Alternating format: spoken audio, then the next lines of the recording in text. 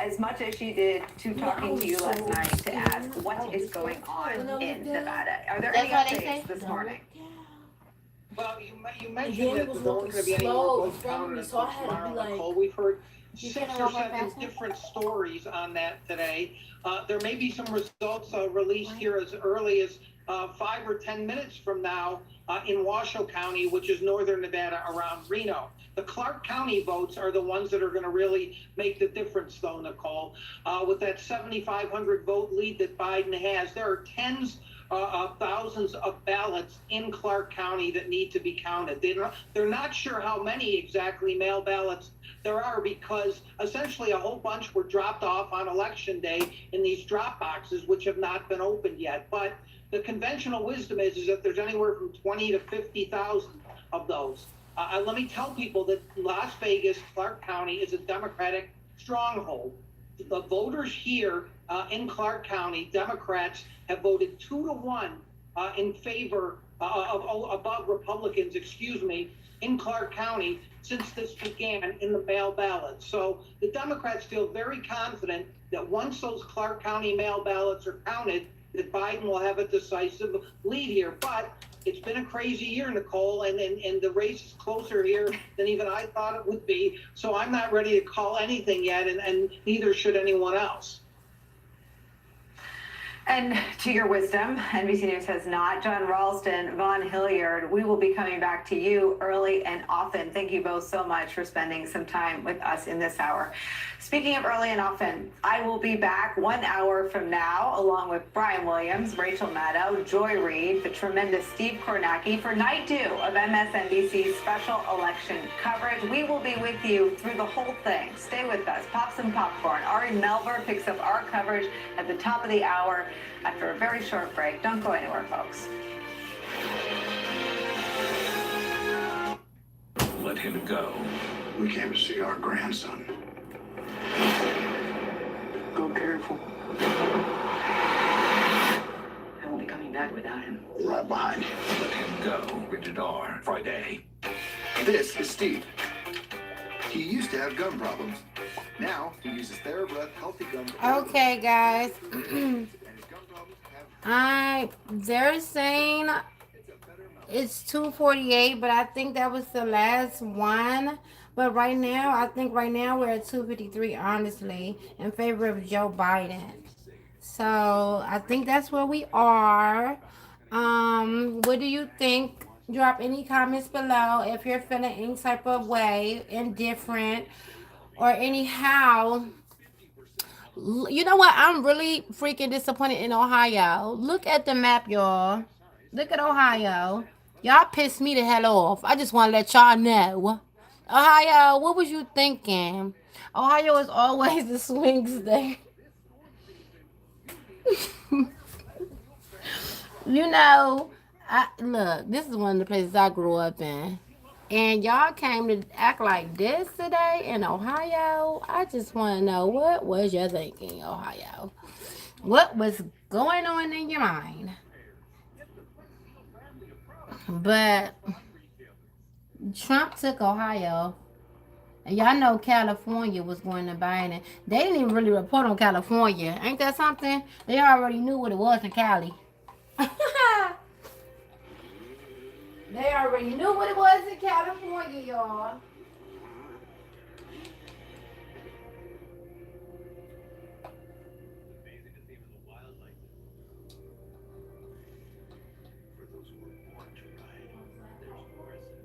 The Bissell Crossway cordless Max lets you vacuum and wash your floors at the same time. We've all experienced more inside our home, and our homes have experienced more of us. We are your neighbor. Call us anytime, and we'll be there because we've been here all along. Staying at home means being online more than ever. Use NordVPN to protect yourself from cyber threats. Get the app today and work from home. Let me see what's going on with my screen a little bit. So I want to be over here with my screen.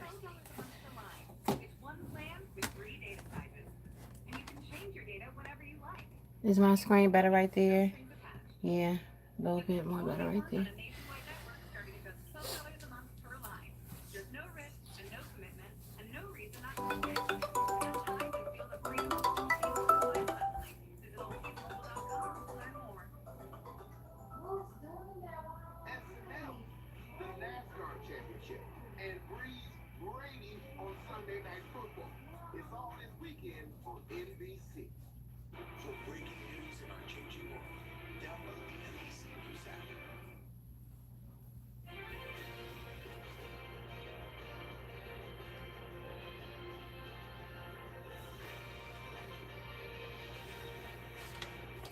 evening. I'm Ari Melber anchoring special coverage of this unresolved presidential election. We have the latest for you with MSNBC's Steve Kornacki at the big board. Our expert guest will break down this unfolding story tonight. Our reporter on the ground tracking the impact of this rapidly shifting map. You see them out there. We're going to go there shortly. We also have breakthroughs for Biden late today. NBC News now projecting Joe Biden as the apparent winner in Wisconsin. That's a new call. And the projected winner in Michigan. Michigan being a new call within the last 90 minutes. It enlarges Biden's lead to 250 electoral votes over 214 electoral votes for President Trump. Now all eyes on the ongoing counting in Pennsylvania, which would deliver Biden the White House if he wins. And Arizona, which would get Biden close. Biden emphasized it in remarks late today, outlining his expected victory and a pledge to unify this divided nation. After a long night of counting, it's clear that we're when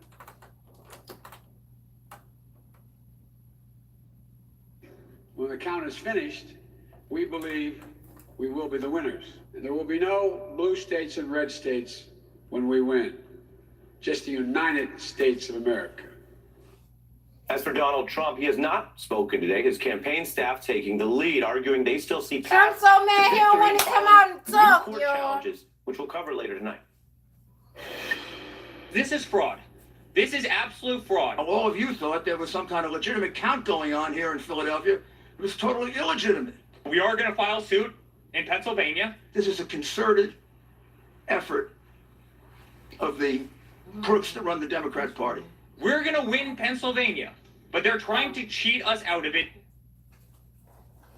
That's the latest from both sides. Now let's clearly and calmly just take in where we are now, exactly 24 hours out from when election night formally began. We know more about the results right now. Biden is up in the Electoral College in the total vote. As he laid out in those remarks today, Biden is the only candidate to also win 2 new battleground states today. Donald Trump is down in the Electoral College and the total vote. He is suing and threatening to sue in several states. Candidates with a lead do not sue to change the results. That's what candidates do when they see the counting leading to their loss. Now, many Americans went to bed last night with all kinds of feelings. Yes, and everyone's I did. entitled to their feelings. Yes, I did. We can't fact check feelings, but we That's can right. fact check facts. Straight Donald Trump facts. falsely claimed victory Okay, last night, and he was that's wrong right. to demand that states stop counting the votes. He also failed. I can report for you tonight, the counting continues. It continues under law. We will keep reporting it out. Now, many people like things fast, but we're not talking about a Wi-Fi connection here. We're talking about our democracy. The stakes are much higher than speed or even fatigue. This is an election we are resolving in these days ahead. This is a democracy we're trying to maintain. That's And we right. cannot forget, democracy does not turn on what a politician says, not even the president. Democracy turns on what we all do, what you do. And this next part is up to all of us. Now for the facts, we turn to the one and only Steve Kornacki with the latest at the big board. Steve? Yeah, Ari, well, let's take a look here. The road to 270. You mentioned Michigan going to Biden late this afternoon, 253 for Biden.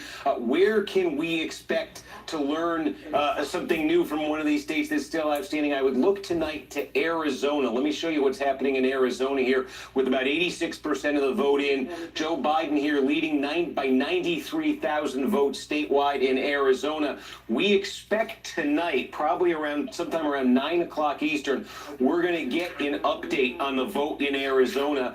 We think we're going to get a couple 100,000 votes potentially reported out of Maricopa County. That's the biggie. That's the Phoenix metro area. Oh, there we go. The camera wasn't there. That's the Phoenix metro area. That's about 2/3 of the state population-wise. And basically, the ballots that are still to come in Maricopa, and then there are some in the counties outside Maricopa. What they are the latest arriving mail ballots. They came in like a day before the election, or they were ballots that were brought in by voters, mail ballots that were brought in by voters on election day. So that's the very particular batch of ballots we're talking about there. And the question is just going to be, when we get that update from Maricopa County, the question is going to be, is Donald Trump making gains in that vote? Is he cutting into the Biden lead, or is Biden expanding the lead? Trump's got to show that that's a favorable batch of votes to him. If he's not able to do that, then Arizona is going to look very, very less promising for Trump, is what I'm trying to say. And again, the stakes there,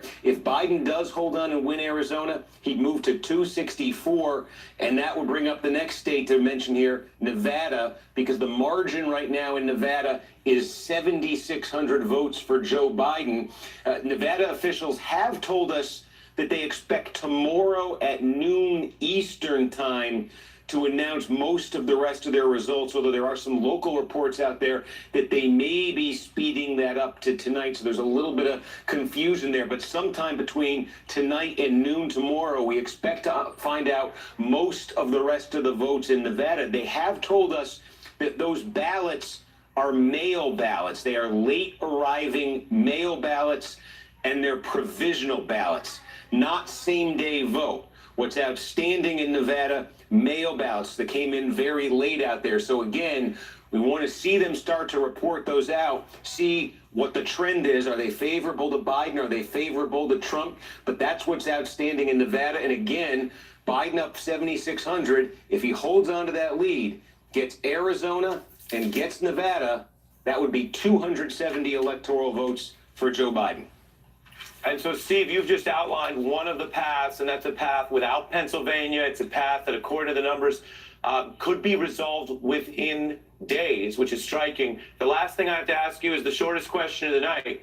How many hours have you slept since this thing started? 0.3. Sounds about right. We'll be coming back to you throughout the evening in our special coverage. Steve Kornacki holding it down. We go right to Detroit, where NBC's Heidi Prisvilla has been reporting on some disruptions at the very center where votes are being tallied. Heidi?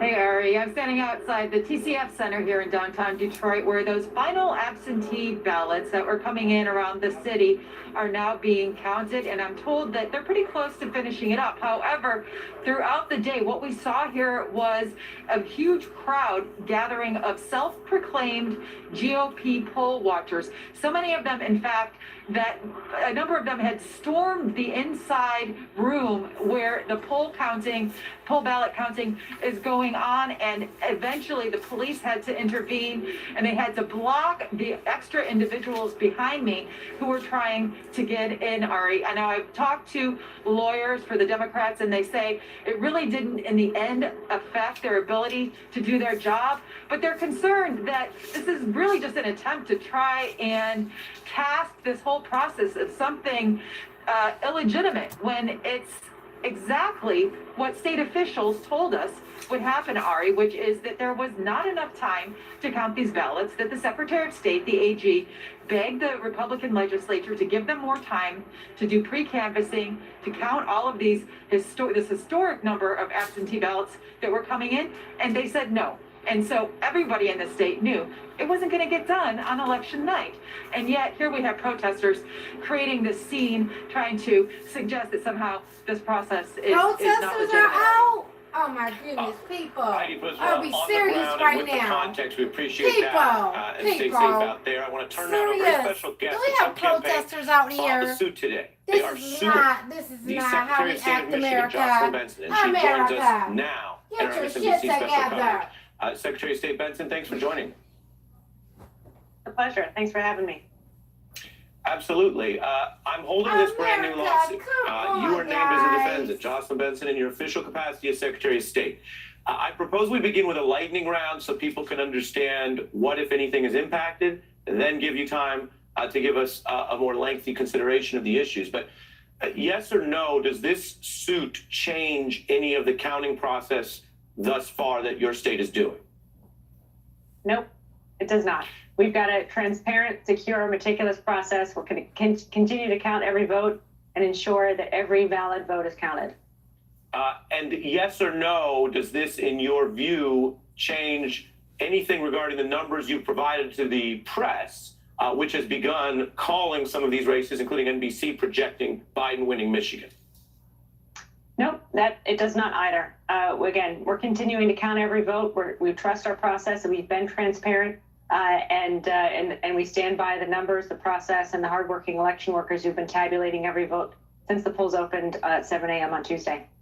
Copy. So I think that's very important because you're giving us a context for what this has done. Thus far, this suit has not changed anything in Michigan. Now I want to give you a little more time and walk us through what is your response on behalf of the state to what the Trump campaign is accusing, because they're effectively saying that Michigan and you are messing up and that somehow you're not following the rules that provide for this type of transparency and oversight of the counting, which, regardless of which candidate people like, is the law of the land and is important. Your response?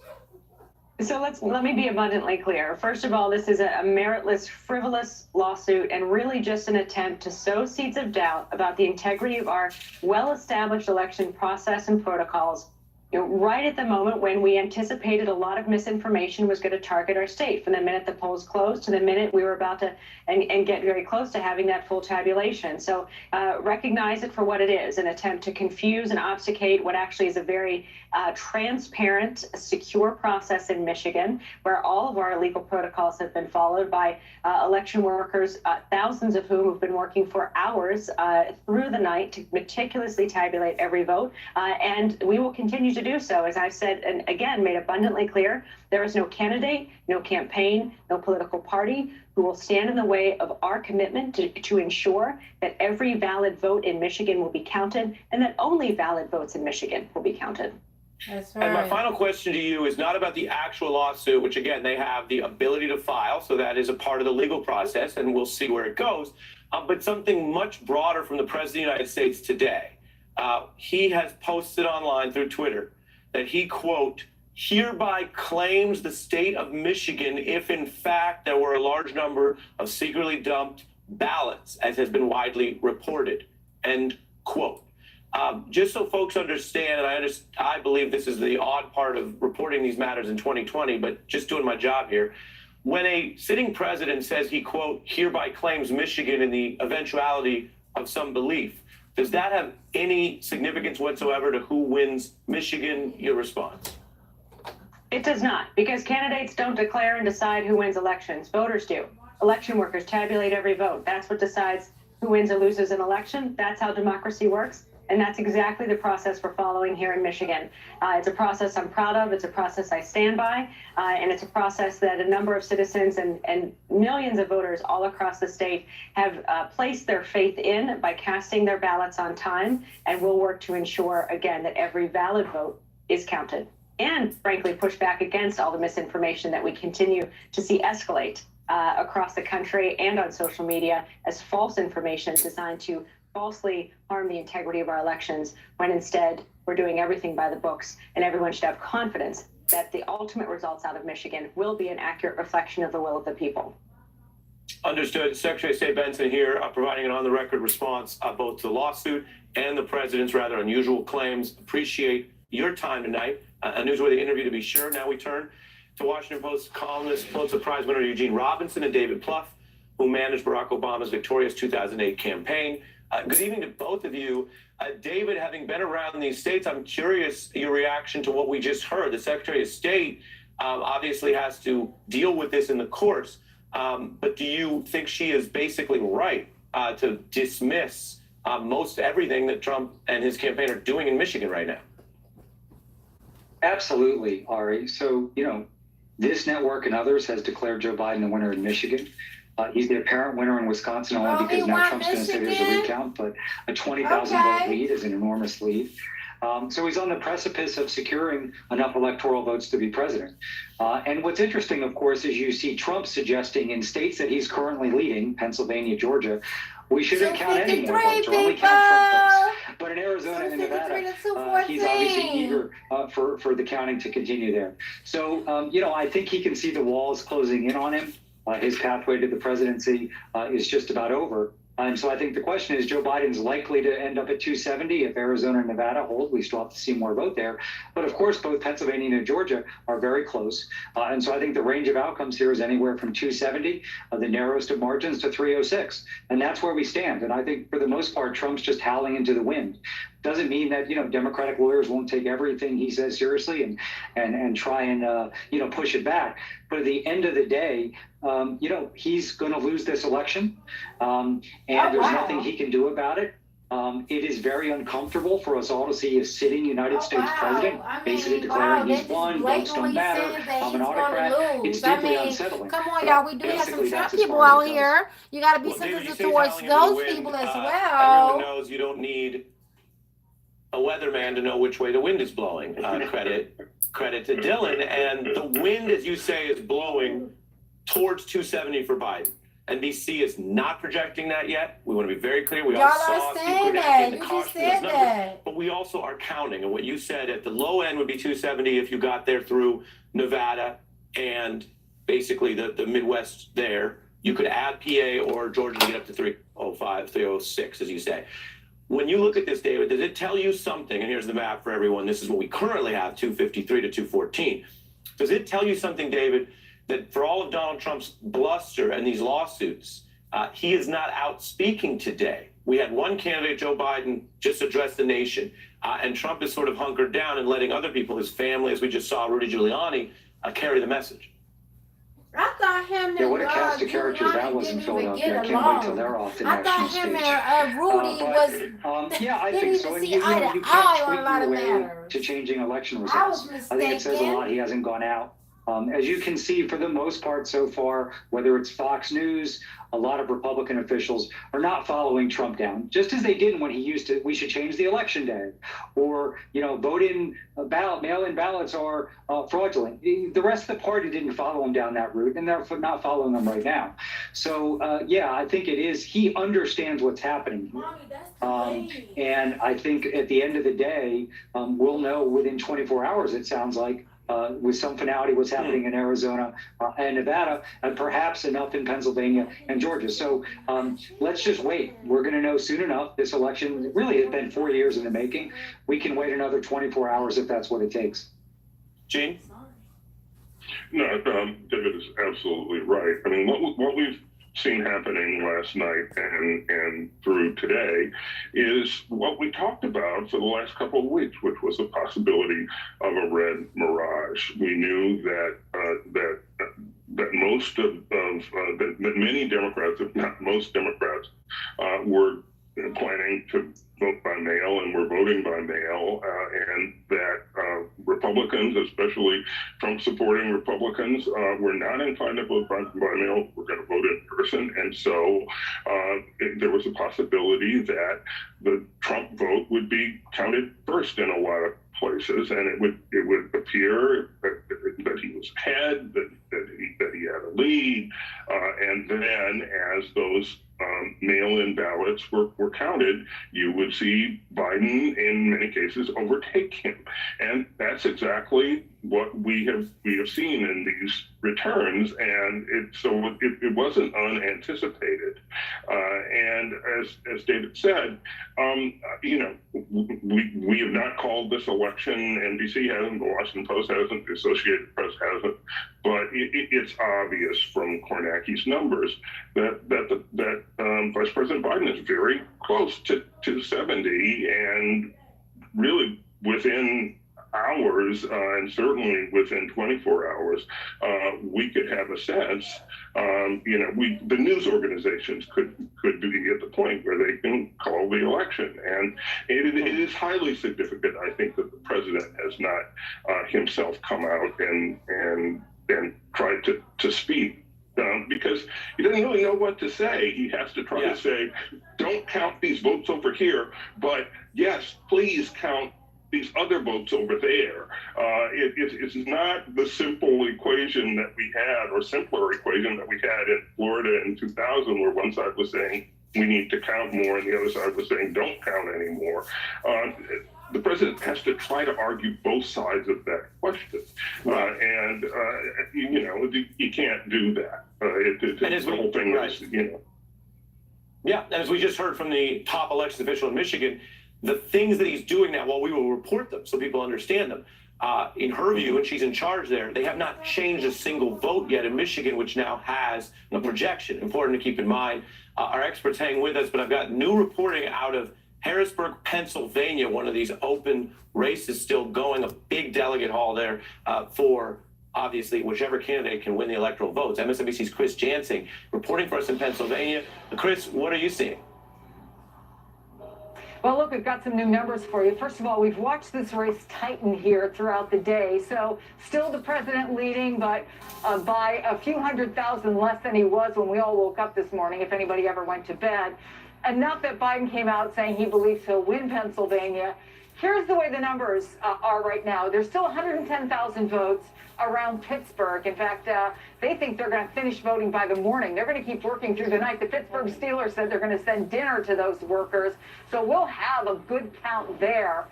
In the meantime, in Philly, they don't want to tell us when they think they'll be done. They have about 120,000 outstanding votes. When you talk to the commissioners in some of the smaller counties, they think it may be as late as Friday when the last of those mail-in ballots will be accepted.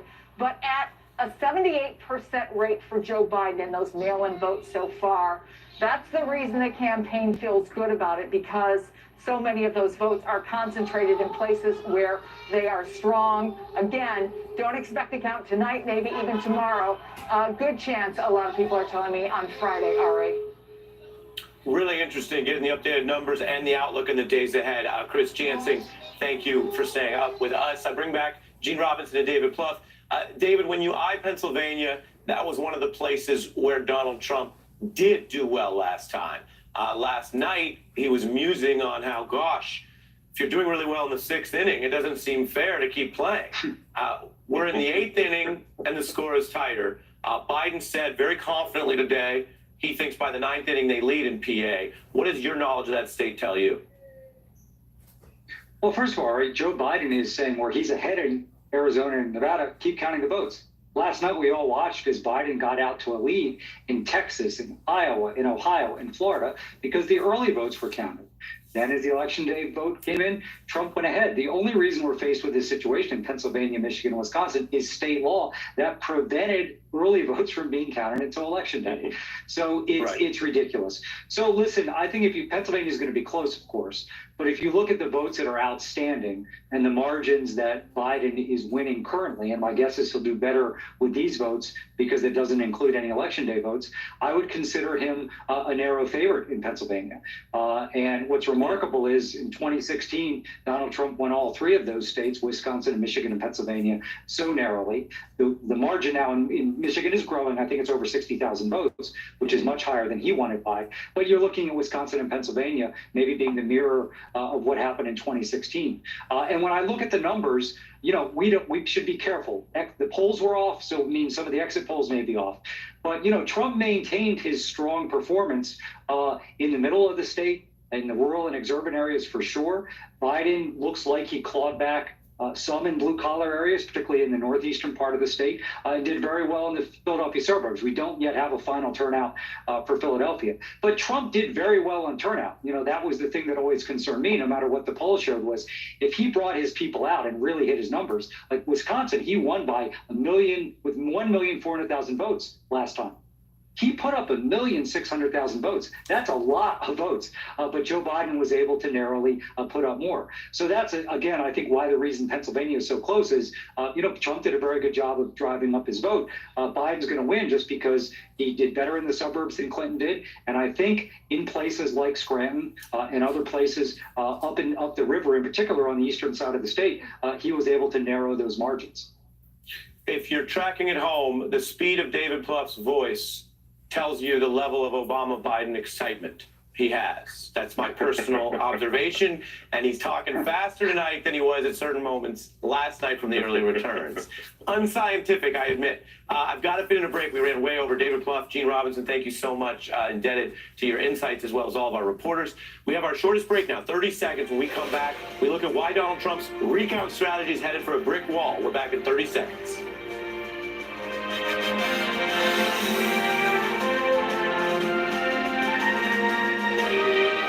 Did you know you can go to libertymutual.com to customize your car insurance so you only pay for what you need? Really?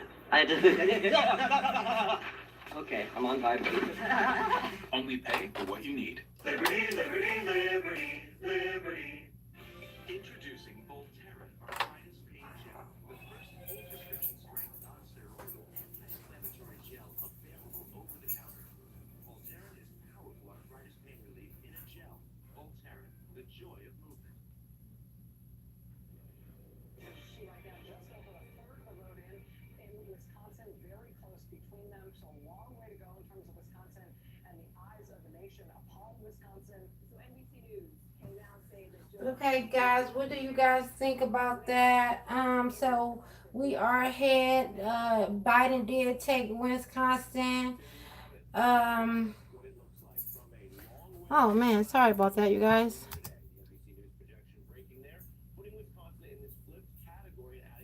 We're back on. Hold on. For Donald Trump, right here, you see Biden beating Clinton's margin in several key places in Wisconsin. So to get into it, we have, well, some of the perfect guests in our view: Wisconsin Congresswoman Gwen Moore and Democratic campaign legend James Carville. Good to see you both. Hey, Ari, nice to be here. Great to have you, Congresswoman Moore. What happened in Wisconsin? Well, we knew that the so-called red mirage would occur in Wisconsin. Our state laws forbid, of course, our election workers from sorting through the ballots until Election Day at 7 a.m. And so because there was a greater demand for absentee ballots based on the Democratic Party wanting to make sure people could vote safely. And of course, Wisconsin had the really traumatic experience in April. We really executed that program really well, followed up with absentee voters. And in the city of Milwaukee, we only lost 10,000 absentee ballot voters. Only lost 10,000? And I'm not sure even if those people showed up same day, but we focused on people remaining safe, and we had a tremendous turnout. And of course, those ballots couldn't be counted until Election Day. Same thing happened in 2018. With people, I told people at the victory party to please go home, go to bed. There are 40,000 absentee ballots sitting down in Milwaukee where we won. Yeah. For those of us watching late night, which is a lot of the country, James, we saw you break out the champagne bottle that you weren't ready to pop last night. It's not time to pop it yet. But you could do a fireball shot or a shot at Jack here for at least one state at a time. I want to put back on the screen for you, being the guru, James. I want to put back up for a little more time here. Biden outperforming Clinton in these Wisconsin 4 largest counties: Dane, Rock, Greene, Milwaukee. On substance, James, what do you think Biden and the Democrats offered voters in those counties that broke through this time with, again, NBC calling this the apparent winner? Well, I think, first of all, Trump offered him a lot. He was a big assist. He was not the incumbent. He was incumbent. I think people all across the country saw that. I want to add one more thing. We're not just going to win Pennsylvania. We're going to win Pennsylvania by like 150,000 votes. The second point I want to make is it is not a given that we're not going to control the United States Senate. It is a very good chance that there's a runoff in the Purdue-Osterhoff race. And if somebody looks at the number of absentee ballots that are out in Alaska yet to be counted, and they do some basic math, they'll see that we have a shot at the Alaska Senate seat. Joe Biden is going to be the next president of the United States. He's going to carry Pennsylvania. He has got a reasonable chance. I don't know if it's 50-50. He has a reasonable chance to carry Georgia. There are about 200,000 absentees left to count. Purdue, Trump has a 6,000-7,000 lead. Purdue has a 47,000 vote lead. All right. So we may very well be going to post with 2 Senate races in Georgia, and Alaska is the fat lady ain't sung yet. Okay, James, not at all. Not at all. James, you know the saying "Happy Warrior." You almost sound like an angry winner. No, I'm ready to keep fighting. This game is not over.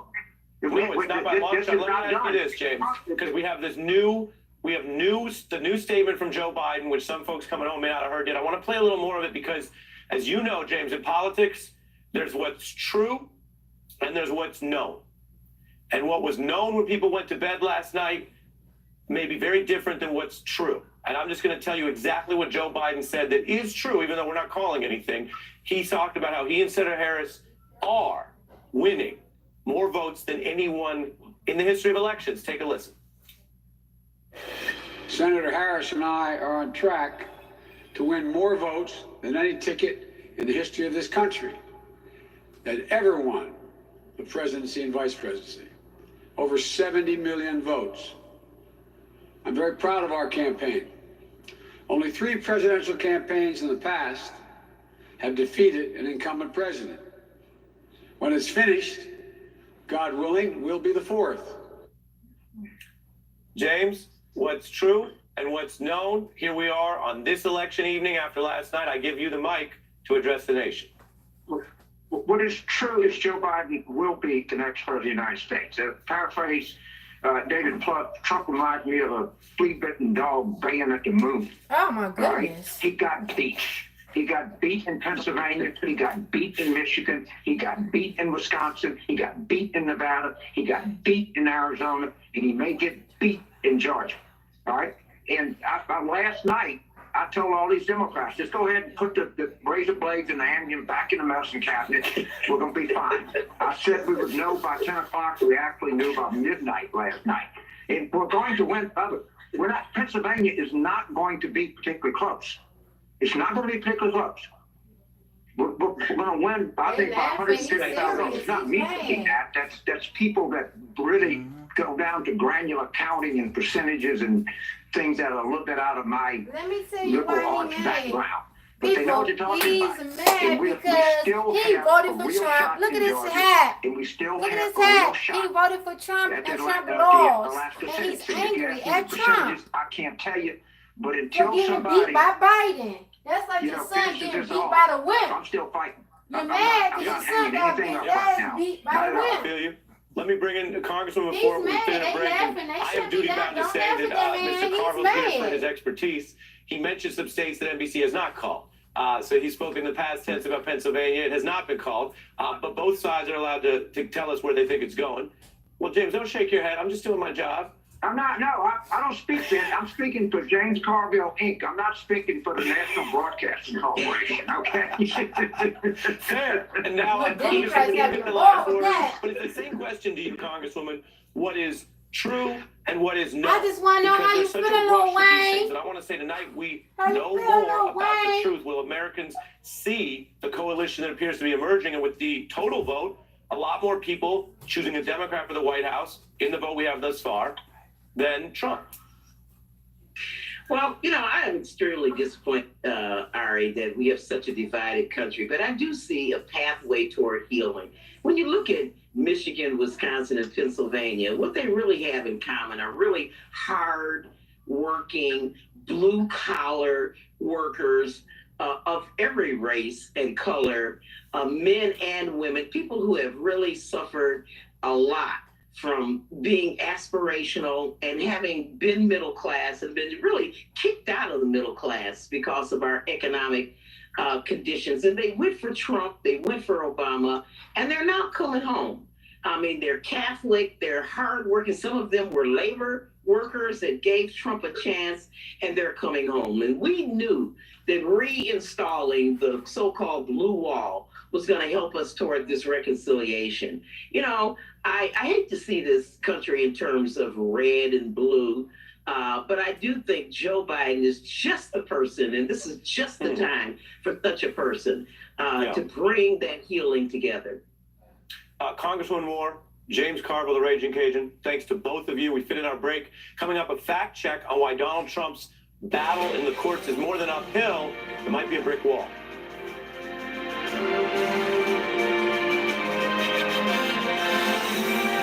Humira patients, this one's for you. You inspired us to make your Humira experience easy. Now, those people was laughing at that man. I didn't think that was very funny. You gotta still do your job. You gotta hold a straight face.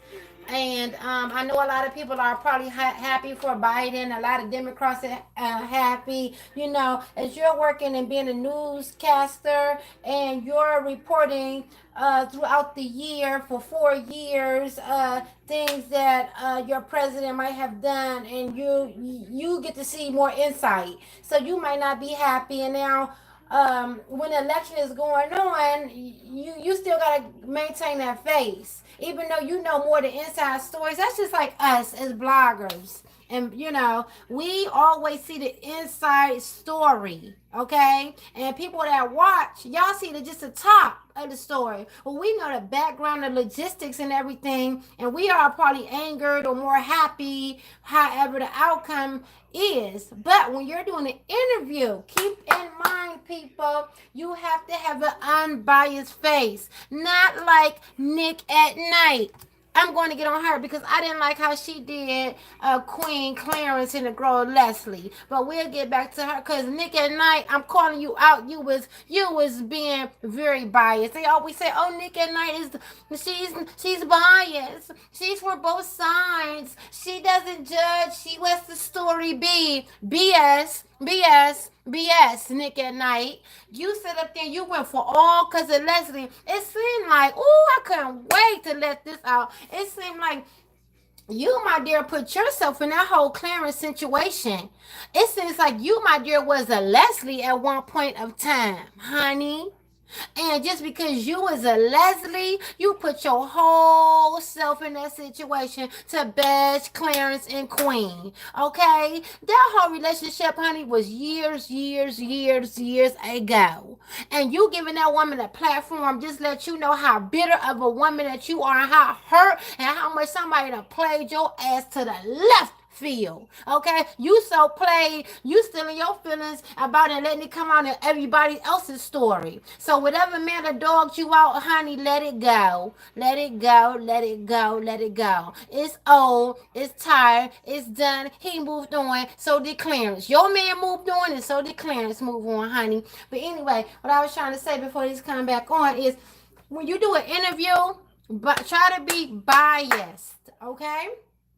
And that man was on there with his red Make America Great Again hat, and he was upset at Trump, basically saying, "How did you get whipped by Biden?" It's like your son or your daughter on a team, and you know that they're a good player, and you're getting beat by this little wimpy kid who don't got no good basketball skills. Okay, it's like that. So he was very upset, and the newscasters up there laughing because deep down they happy. Hold your face, people. Hold your face. You got to be biased. And I know y'all seen a lot of stuff that went on, a lot more stuff than we have, more stories y'all done covered, and I'm sure y'all just ready for this to be over, and y'all happy by seeing, you know, the voting system. But when these other people call in, us the people, when we call in and we upset, try to hold your face and be biased. That's all I'm saying. Okay, y'all, let's come back on. Joe Biden, the projected winner in Michigan. Joe Biden, the apparent winner in Wisconsin. He's also eyeing leads in other states, which has the Trump campaign now going from canvassing to the courts. As we were discussing with the Michigan Secretary of State tonight, there's a new suit there over meaningful access to the counting process, demanding also separately a recount in Wisconsin, where NBC projects Biden is not only the winner, but by a margin of over 20,000 votes. Now, that's still less than 1%, which means under the law, Trump can get the recount. Now, more on that margin later tonight with a fact check. But right now, I want to tell you, Trump's also dredging up voter fraud allegations with zero evidence in Pennsylvania, suing to stop the vote count, hoping the Supreme Court might step back in. The court has left in place up to now a ruling that allows this counting to go forward. We welcome now Dee Charles, the co-director of the Duke Law Center on Law, Race, and Politics, an expert on many of these election and voting issues. And back with us, a friend of the beat, Michelle Goldberg from the New York Times. Michelle, big picture, what does it tell you that the Trump campaign today, before all the counting's done, is rushing to the courts? Well, I think it's that they know that they have probably lost. And they've lost before some of the ballots that you had expected to be contested have come in, right? The ballots that are being counted in Pennsylvania right now are not ballots that arrived after Election Day, right? There's been some legal controversy over whether those ballots would be admitted, but that's not what we're talking about. These are just totally legitimate ballots that they didn't finish counting yesterday. It's really normal for vote counts to stretch out past election days, and it's more pronounced this year because the coronavirus has led to this huge uptick in absentee and early voting. So everybody knew this was going to happen, right? Everybody sort of said expect to see very high margins for Trump in some of these states that have deliberately refused to let people start the vote count before Election Day, right? To sort of create this red mirage, as people call it. And what they're trying to do, I think, is to suggest that there is something untoward going on, to suggest that there's some fraud, not so much to get an injunction, because I would love to hear from an actual lawyer, but it doesn't seem like they're even bringing a case with any meat on it. They're just trying to throw a lot of smoke. Well, Michelle just said something, Professor, that people say before lawyers start talking. They love to hear from us. Give it a couple minutes and we'll see if that lasts. But we turn the question to you. Anything can change. But at this hour tonight, do you see the kind of claims that could go to the Supreme Court and reverse the state's outcome or not? As you know, and exactly Michelle would do well in law school, you've got to have a claim, and they don't have a claim. And you could tell that by the types of lawsuits that they're bringing and by the reaction of the courts with respect to the lawsuits. So if they had a claim, if there was a legal problem, a constitutional violation, a violation of a state law, then it would be in a different story. But they don't have a legal claim. And really the purpose of the lawsuit is to set up the politics. And those two things are going hand in hand, not in fact because there's a violation of law that is at issue. Well, that means extra coming from you, Professor, because others may sense that, we may smell it, but we may not fully know, right? You're walking us through the fact that, and you call these things on a nonpartisan basis, whether there's a real case or controversy or not. Michelle, there are many Democrats who have felt that in the past, candidates have not stepped up early and strong in these situations. I want to get your views on the way Joe Biden hit this. This was just within the last few hours. Take a listen.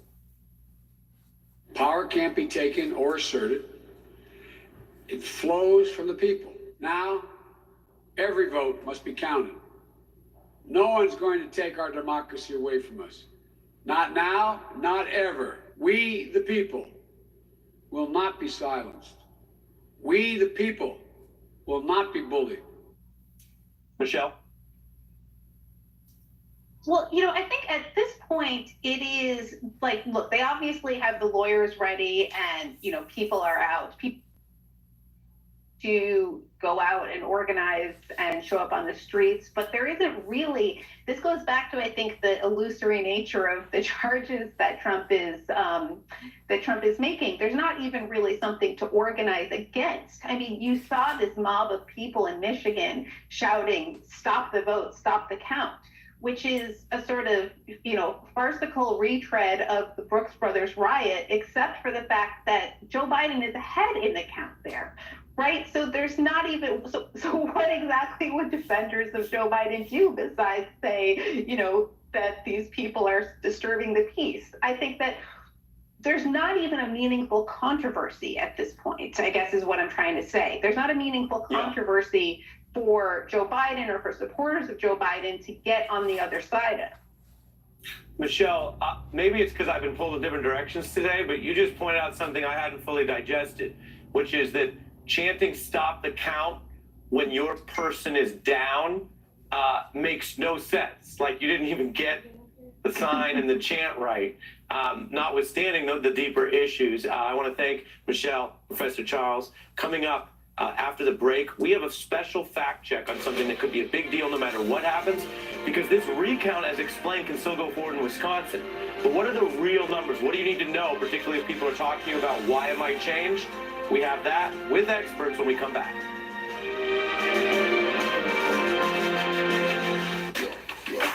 Okay, people. We're on to another break. I guess we have a lot of protesters out, especially in Michigan. There's a lot of protesters, and they want to stop the vote. They want to stop the counting at this point. What does stopping the count mean? Can anybody put in the comments what that might mean at this point? What does stop the count mean? I mean, would that mean a direct win? If Trump people want us to stop the count, and we stop it right now at 253 and 214, that means we will automatically, Biden people will automatically win. Does that sound correct?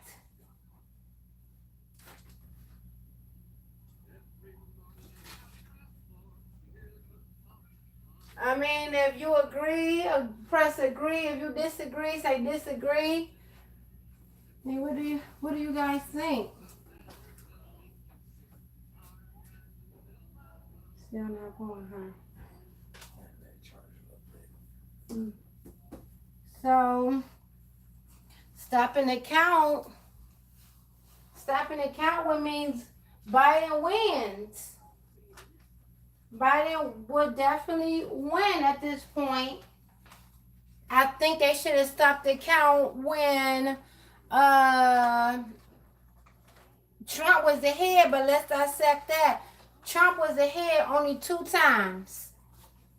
When was those 2 times? At the beginning, he was ahead with 11 electoral points for maybe electoral votes for what? A couple of hours. After that, guys, Trump was ahead at 209 and Biden was at 206, and that was late last night about maybe 12:40 something a.m. So if y'all wanted to start the count, it should have been at that point, because after that 209, Trump has never held the lead. Facts. I watched this thing all night, people. I watched this all night. After 2, so the first score on the board was Trump, and that was 11 votes. He held that down for a couple of hours. It was 11-0. That was the first lead that Trump had. He started off strong. After that, Biden started coming up behind him. He started making a 3-point swoosh. He came, he dunked, he laid it up. He kept going. His other, what's her name? Harris, she came through. She made number 3. Boop. And it started going from there. And, Democrats had the ball for a long time. And then Trump, Republicans, they came through. They made it 3.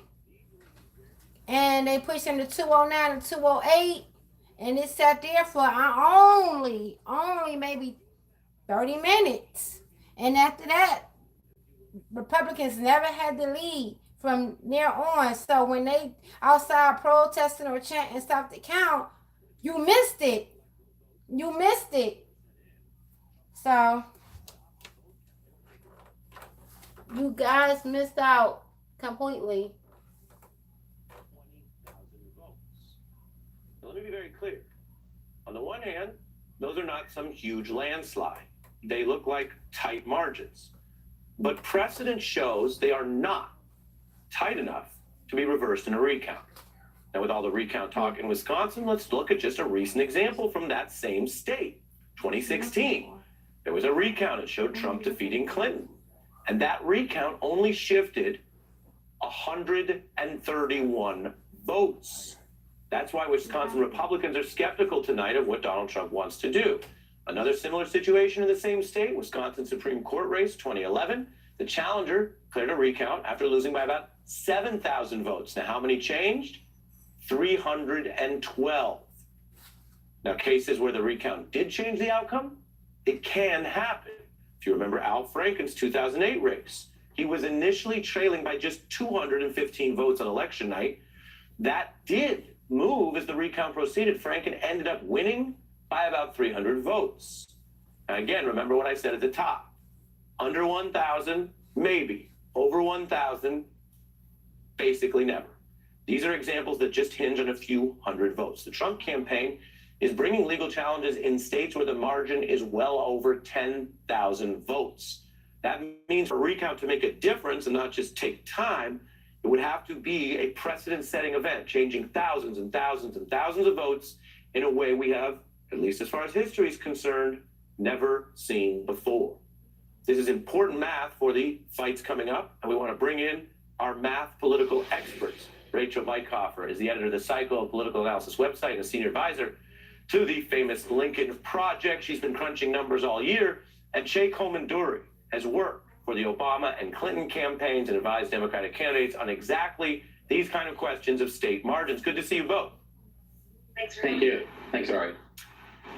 Che, if you don't follow this in and out like the two of you, one could see how with millions of votes cast, 10,000, 5,000 sounds close. What do you see as relevant in Wisconsin if past recounts only moved a couple hundred votes and Trump trails by 20,000? Well, I see two specific things. One is the nature of the margin that Vice President Joe Biden has, which is fairly significant and unlikely to be overturned in a recount. Now, historically, only 11% of all recounts have actually flipped whoever the winner was. Virtually all of them were within 0.01% of the result. The best example being the 2004 Washington governor's race between Dino Rossi and Christine Gregoire, where that did actually flip. It was within 0.01%. Joe Biden is well out of that range. The second thing I will say is a psychological factor that is in Joe Biden's favor, which is the fact is he is going into these court challenges with a positive vote tally. He is ahead on votes. If you remember the 2000 recount, Al Gore never was actually ahead of George W. Bush in those court challenges. It's psychological because judges are very unlikely to want to be the ones that overturn an actual election winner. They are much more comfortable maintaining the status quo that voters have established.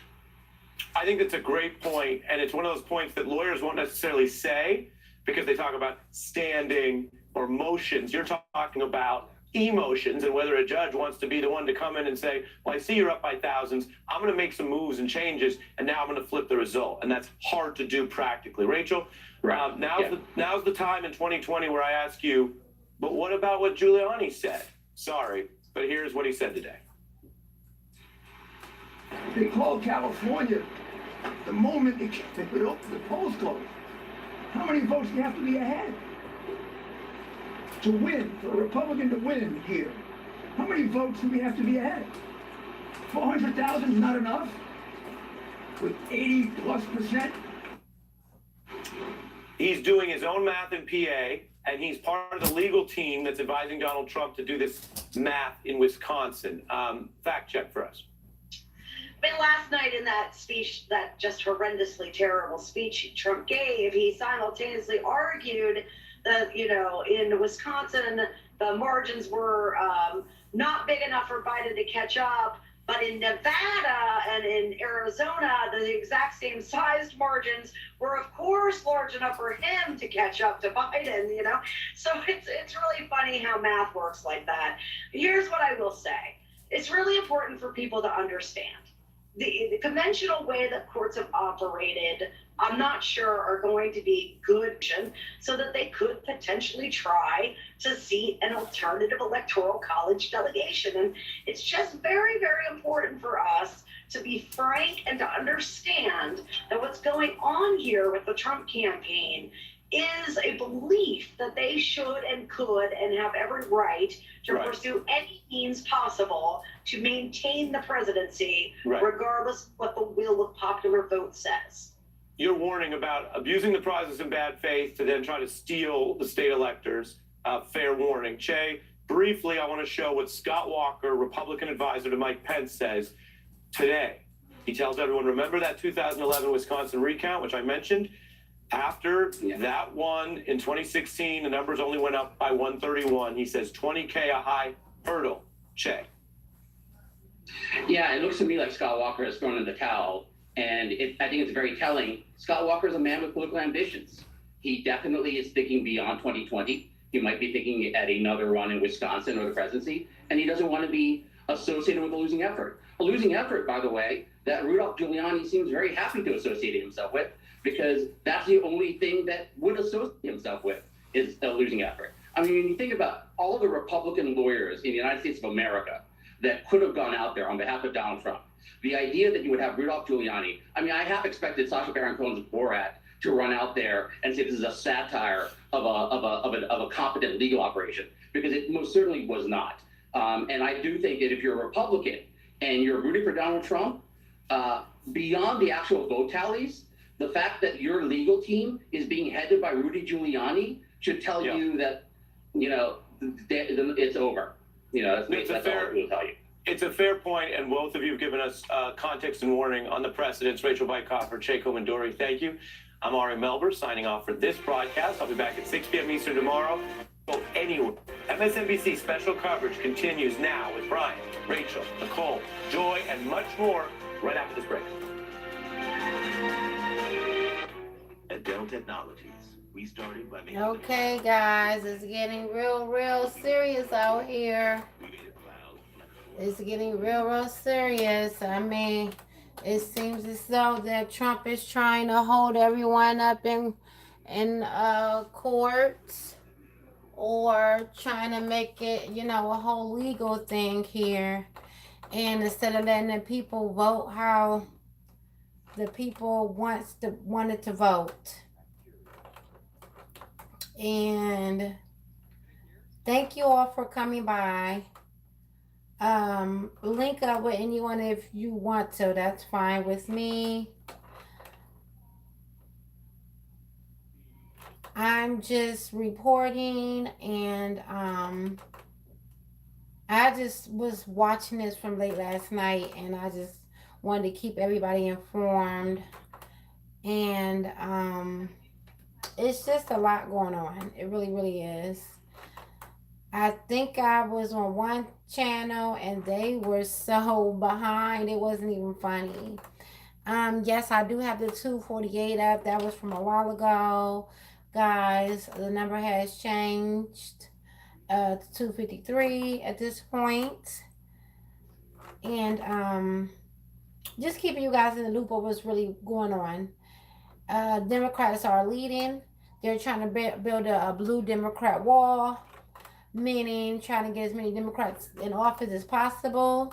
Because if it's, a Democrat wins for presidential and the Senate is still Republican, we're still going to have a tough time, guys. Let's just be realistic about it. Now, if we can get a lot of Democrats to get the seats, now we might be cooking with grease. Okay? So we don't just want of course we want a Democrat president, from my standpoint, or most of us, majority as the votes show anyhow. We also want to fill those seats with blue. Okay? There's a lot of things going on. We need to be fixed, and hopefully we can get those Democrats in, the young Democrats in, and work this one out. We need to start changing some things. A lot of people are holding up some seats in the Republican House. They are just doing the same things from, I don't know.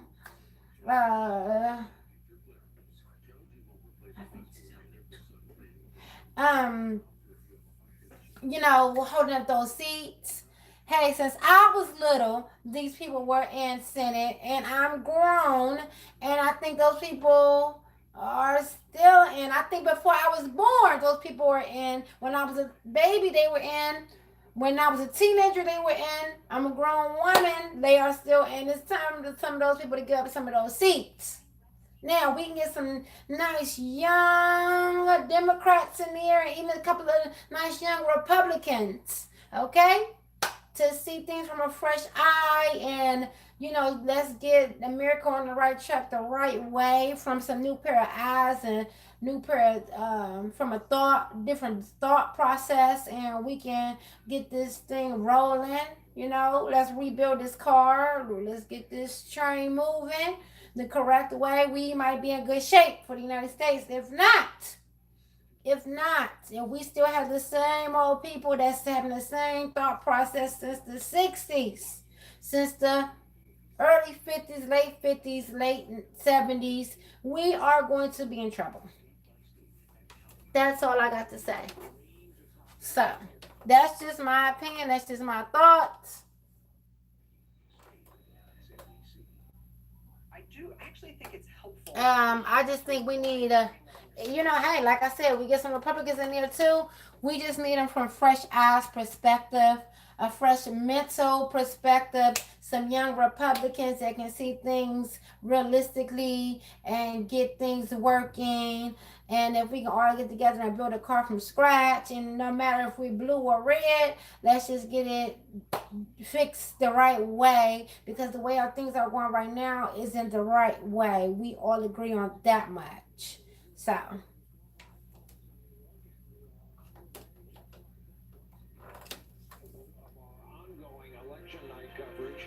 As we are awaiting the results from about a half a dozen. Okay, 253 and 214, people. 253, we got Georgia up, North Carolina up. The apparent winner in Wisconsin, the state Donald Trump won by a nose back in 2016. Biden's lead in Wisconsin appears to be within the margin for a recount, something the Trump campaign says they want. A recount that, by the way, would drag Yes, Trump wants a recount of Wisconsin. The fast-moving stories we are tracking at this hour. With us again tonight, my friend and colleague Rachel Maddow, just over yonder in the expanded studio on the East End. Hey, Rachel. Hi, Brian. With me here tonight in this corner of the studio, too far away for a hug, but still, is the great Joy Reid. Our friend Nicole Wallace is way too far away for a hug, but she will be along in just a moment. The indefatigable Steve Kornacki is at the board. We're actually testing indefatigability among humans on Steve Kornacki as a test subject right now.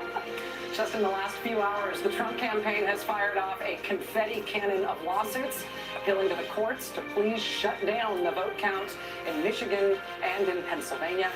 This hour, we're going to be talking with somebody who lived through the Bush-Gore recount in 2000. Ron Klain is a former Biden chief of staff. He's now one of the Biden campaign's senior advisors. We're going to talk with him about where the Biden campaign sees itself now as we close in on the last half dozen states to be decided.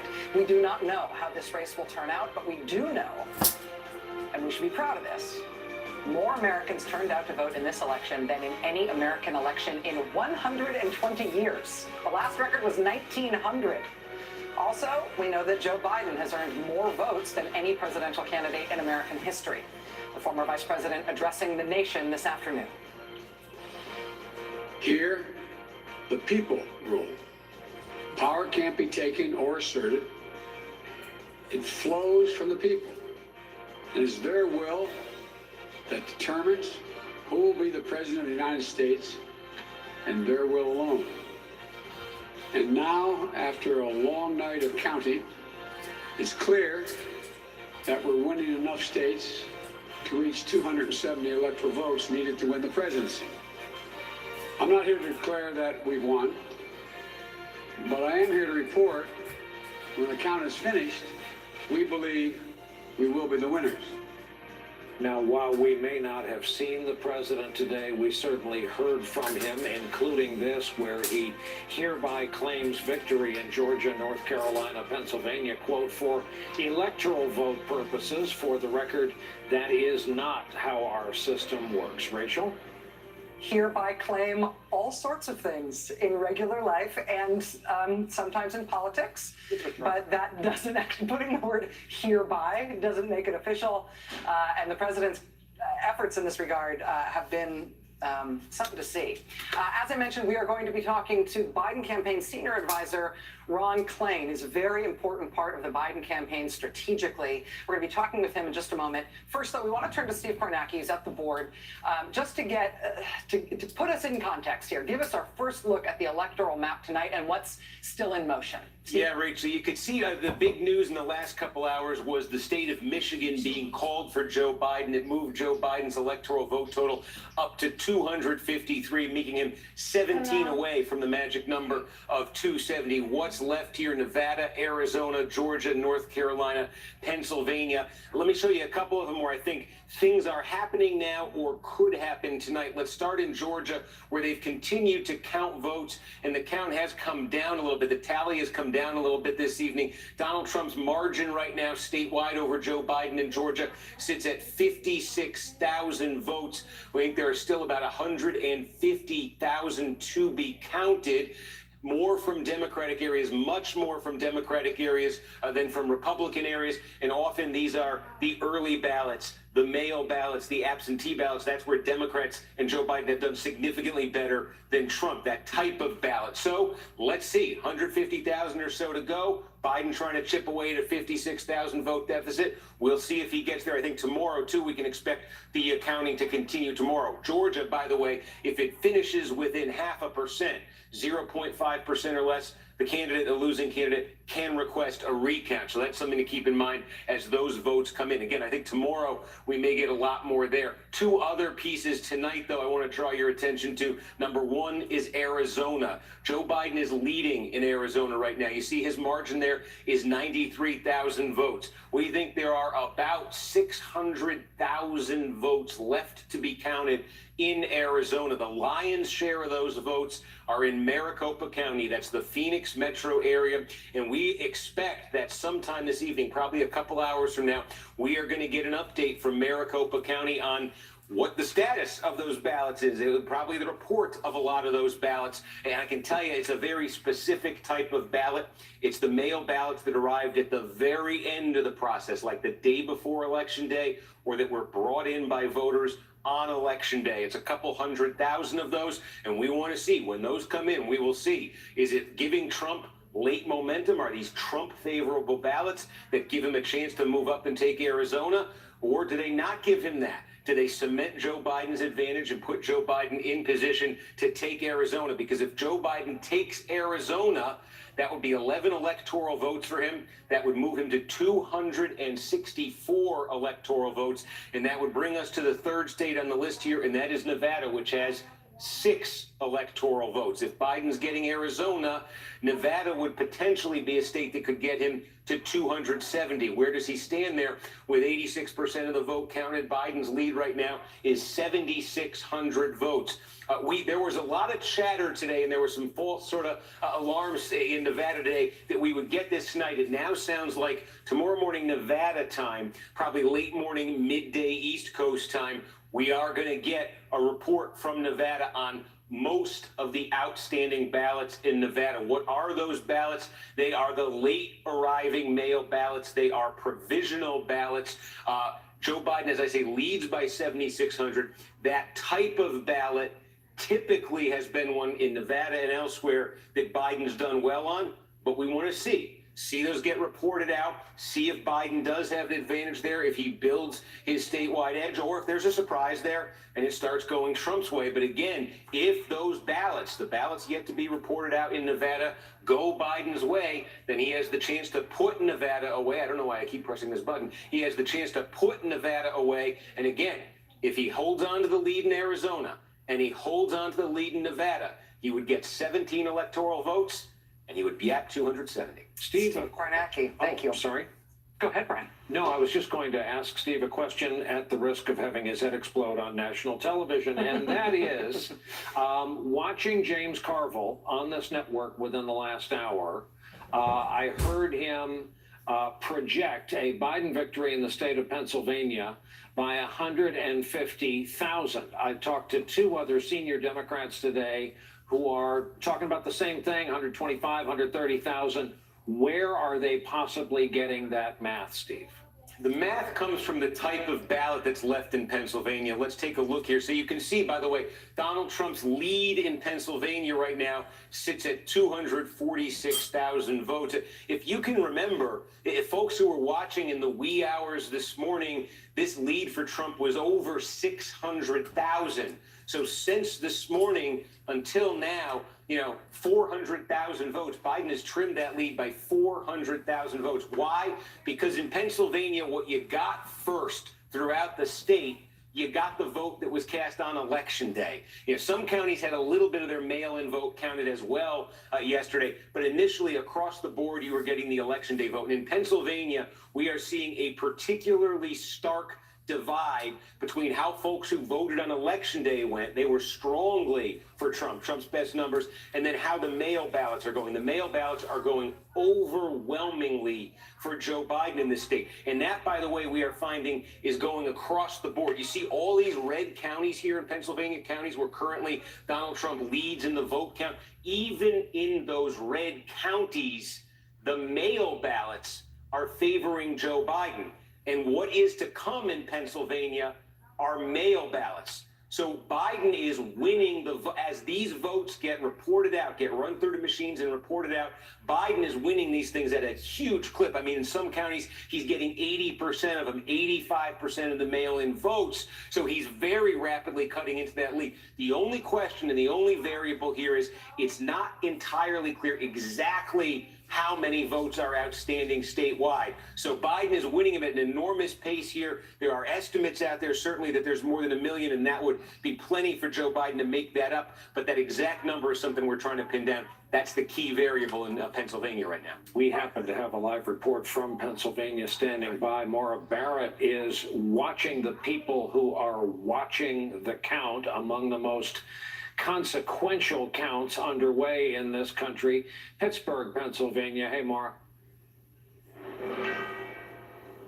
Hey, Brian, well, you heard it from Steve. Pennsylvania is going to come down to these mail-in ballots. There are nearly 1 million left to be counted across the state. We actually just heard from the Secretary of State with an election update. She says hundreds of thousands of mail-in ballots will continue to be processed tonight. And a bright spot, she said, they actually are ahead of the timeline that they were expecting. It still might be a couple of days, so nothing expected statewide overnight. But she also noted those Trump campaign lawsuits that we're seeing, they don't anticipate stopping the count at any point. Now here, I'm in Pittsburgh in Allegheny County. This is a Democratic stronghold that the Joe Biden campaign is really looking to hone in on and make sure that they can carry with these mail-in ballots. We're in the warehouse where these ballots have been processed throughout the day. They've been clipping away at a steady pace and only have about 40,000 ballots left to go. We can't go into the room where they are processing it, but we've been able to watch on this live CCTV feed throughout the day, watching them unfold the ballots, scan them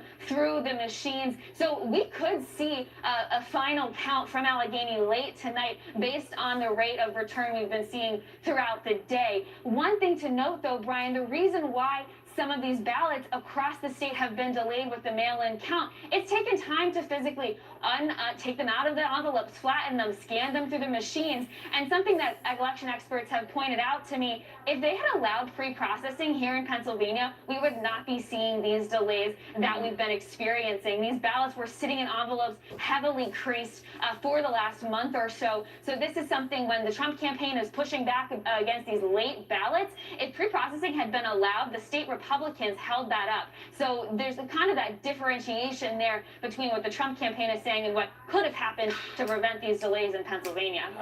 That's an important distinction. Thanks for pointing that out, Maura Barrett in Pittsburgh. Rachel? So we've got this situation now where we've got multiple outstanding states, right? We're looking at Pennsylvania, we're looking at Georgia, we're looking at Nevada, we're looking at Arizona.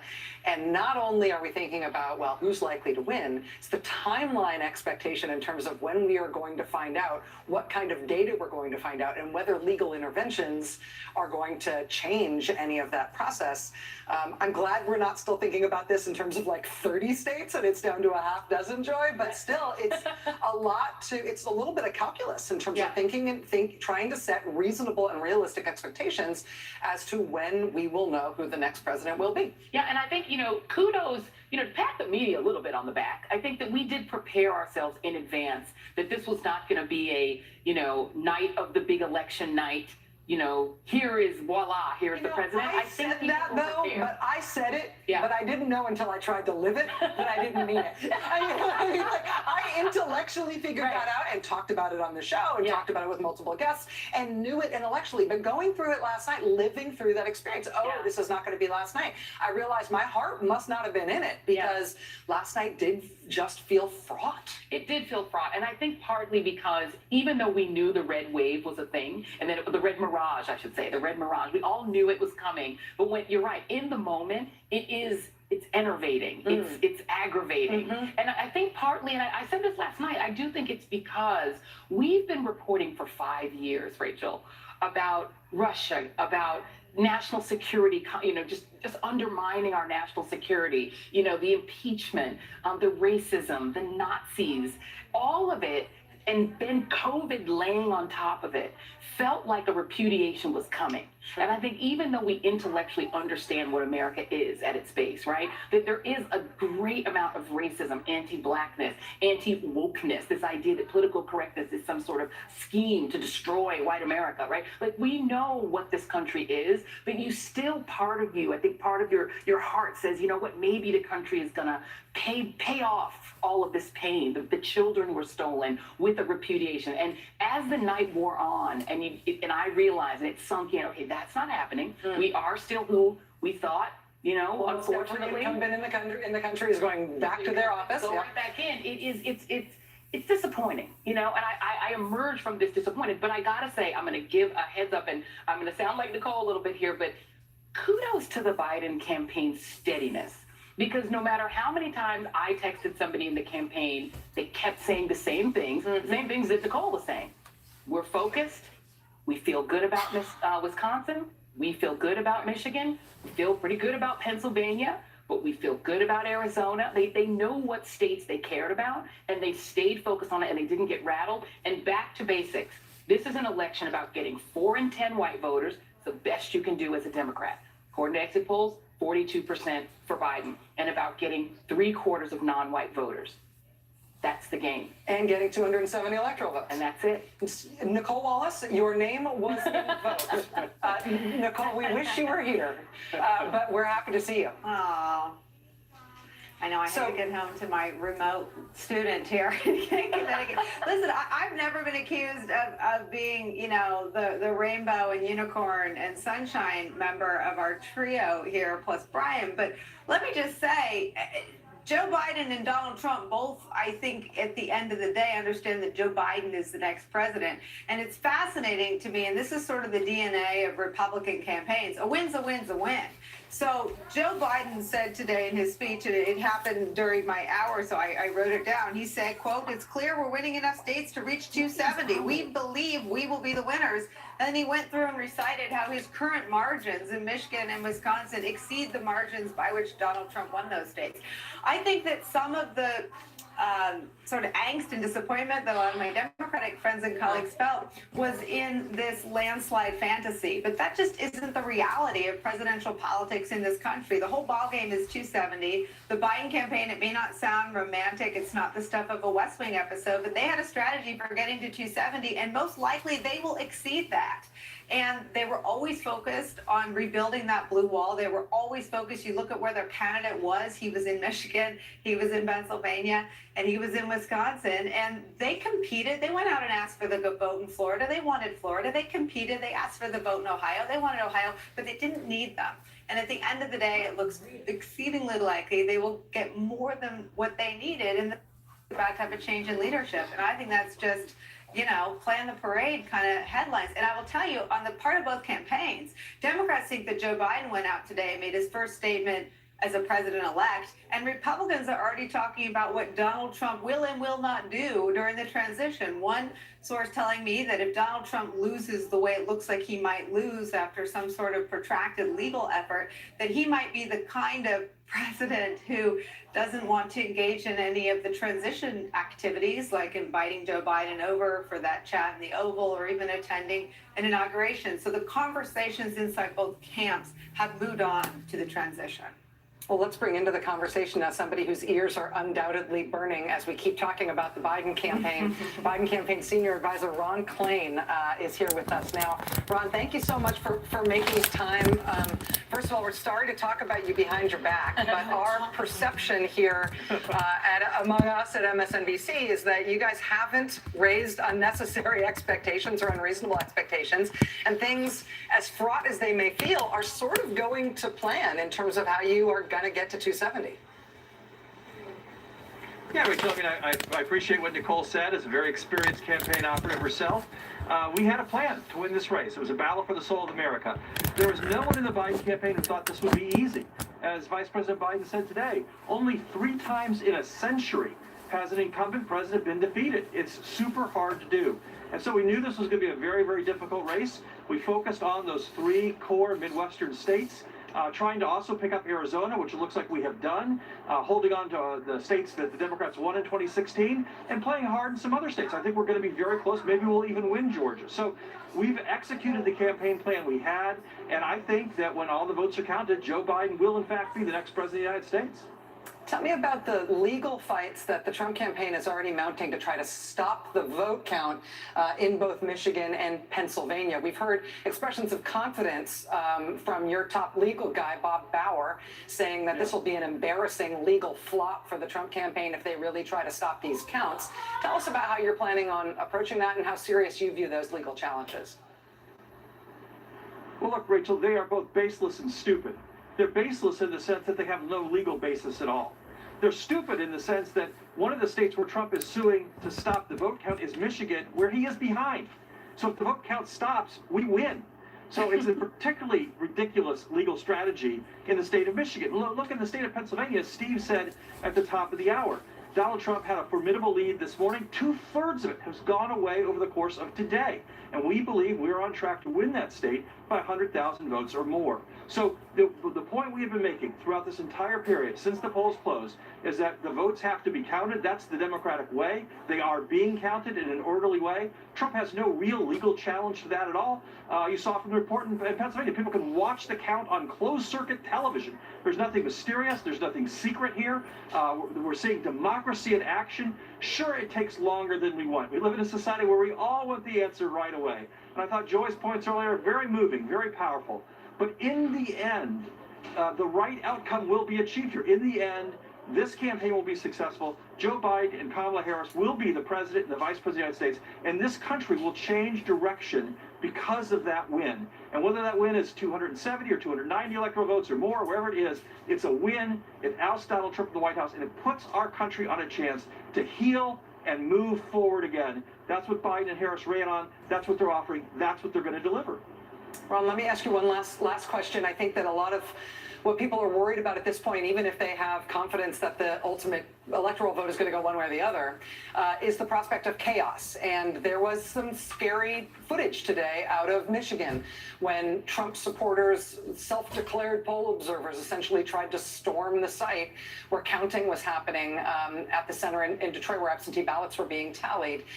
One of the things that I always find comforting in when I worry about unsettling prospects like that in politics is when we sometimes learn that during these chaotic moments, during these big fights, the two campaigns were actually behind the scenes in contact with one another, that there was a red phone somewhere where the two campaign staffs could at least talk and have real conversations with one another, even as the fights got heated. Is that happening between you and the Trump campaign or the White House?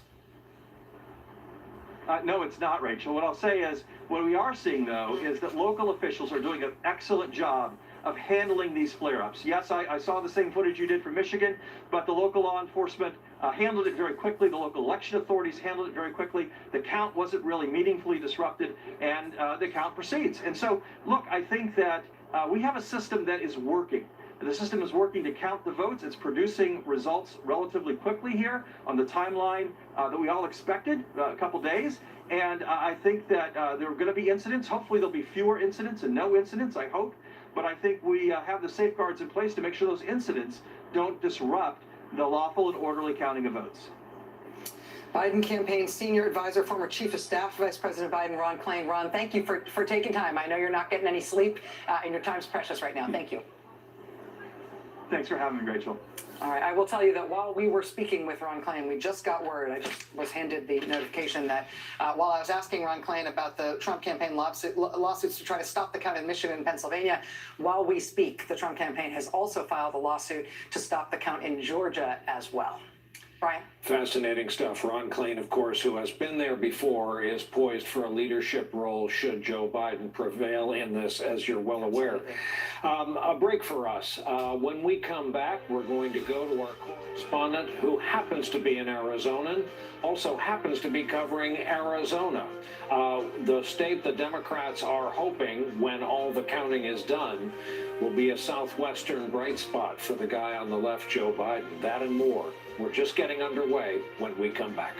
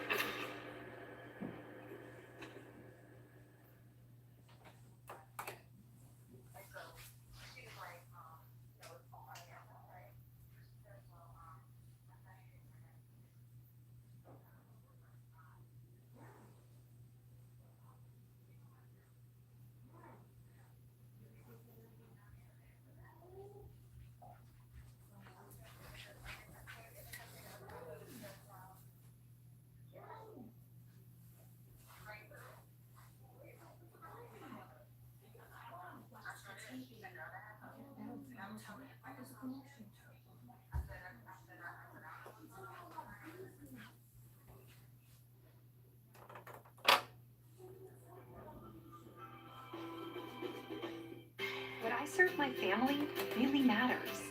So do I want to give them ordinary eggs or the best? There's one egg that gives them more of the fresh from the farm flavor they love. Only Eggland's Best. One egg with more vitamins D and E and 25% less saturated fat. Only Eggland's Best. One egg that makes choosing the best easy. Only Eggland's Best. Better taste, better nutrition, better eggs.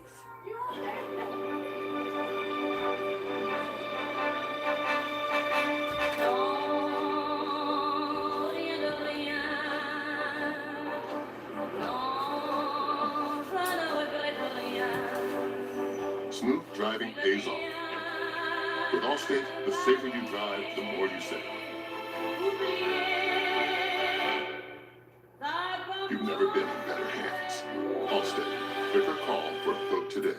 If you're like I was, you're tired of worn-out plastic mats under your office chair. Work today means being far apart while still working shoulder to shoulder. It means your 9 a.m. could be her 6 a.m. It means being radically honest. It means keeping track of people, places, and last-minute changes. Work means taking a breath. It means Zoom and Slack and slides and coming together all in one place. For all things work, Dropbox. Happy Thanksgiving. This time of year is always really hard for me because I hate my family.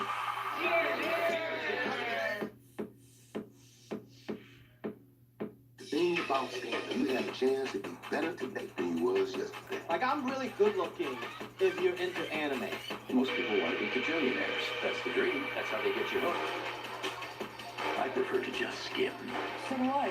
Watch new movies like these and more. Available on demand weekly. Order today.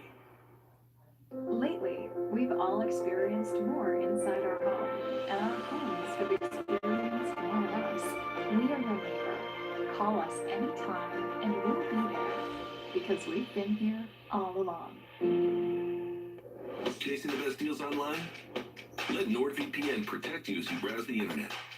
Go to NordVPN.com for a special deal. Install the app, connect, and enjoy secure and private browsing. Online security starts with a click. By county. There's going to be a range of possibilities here for the election of our lifetimes. Nobody breaks it down like Cornette.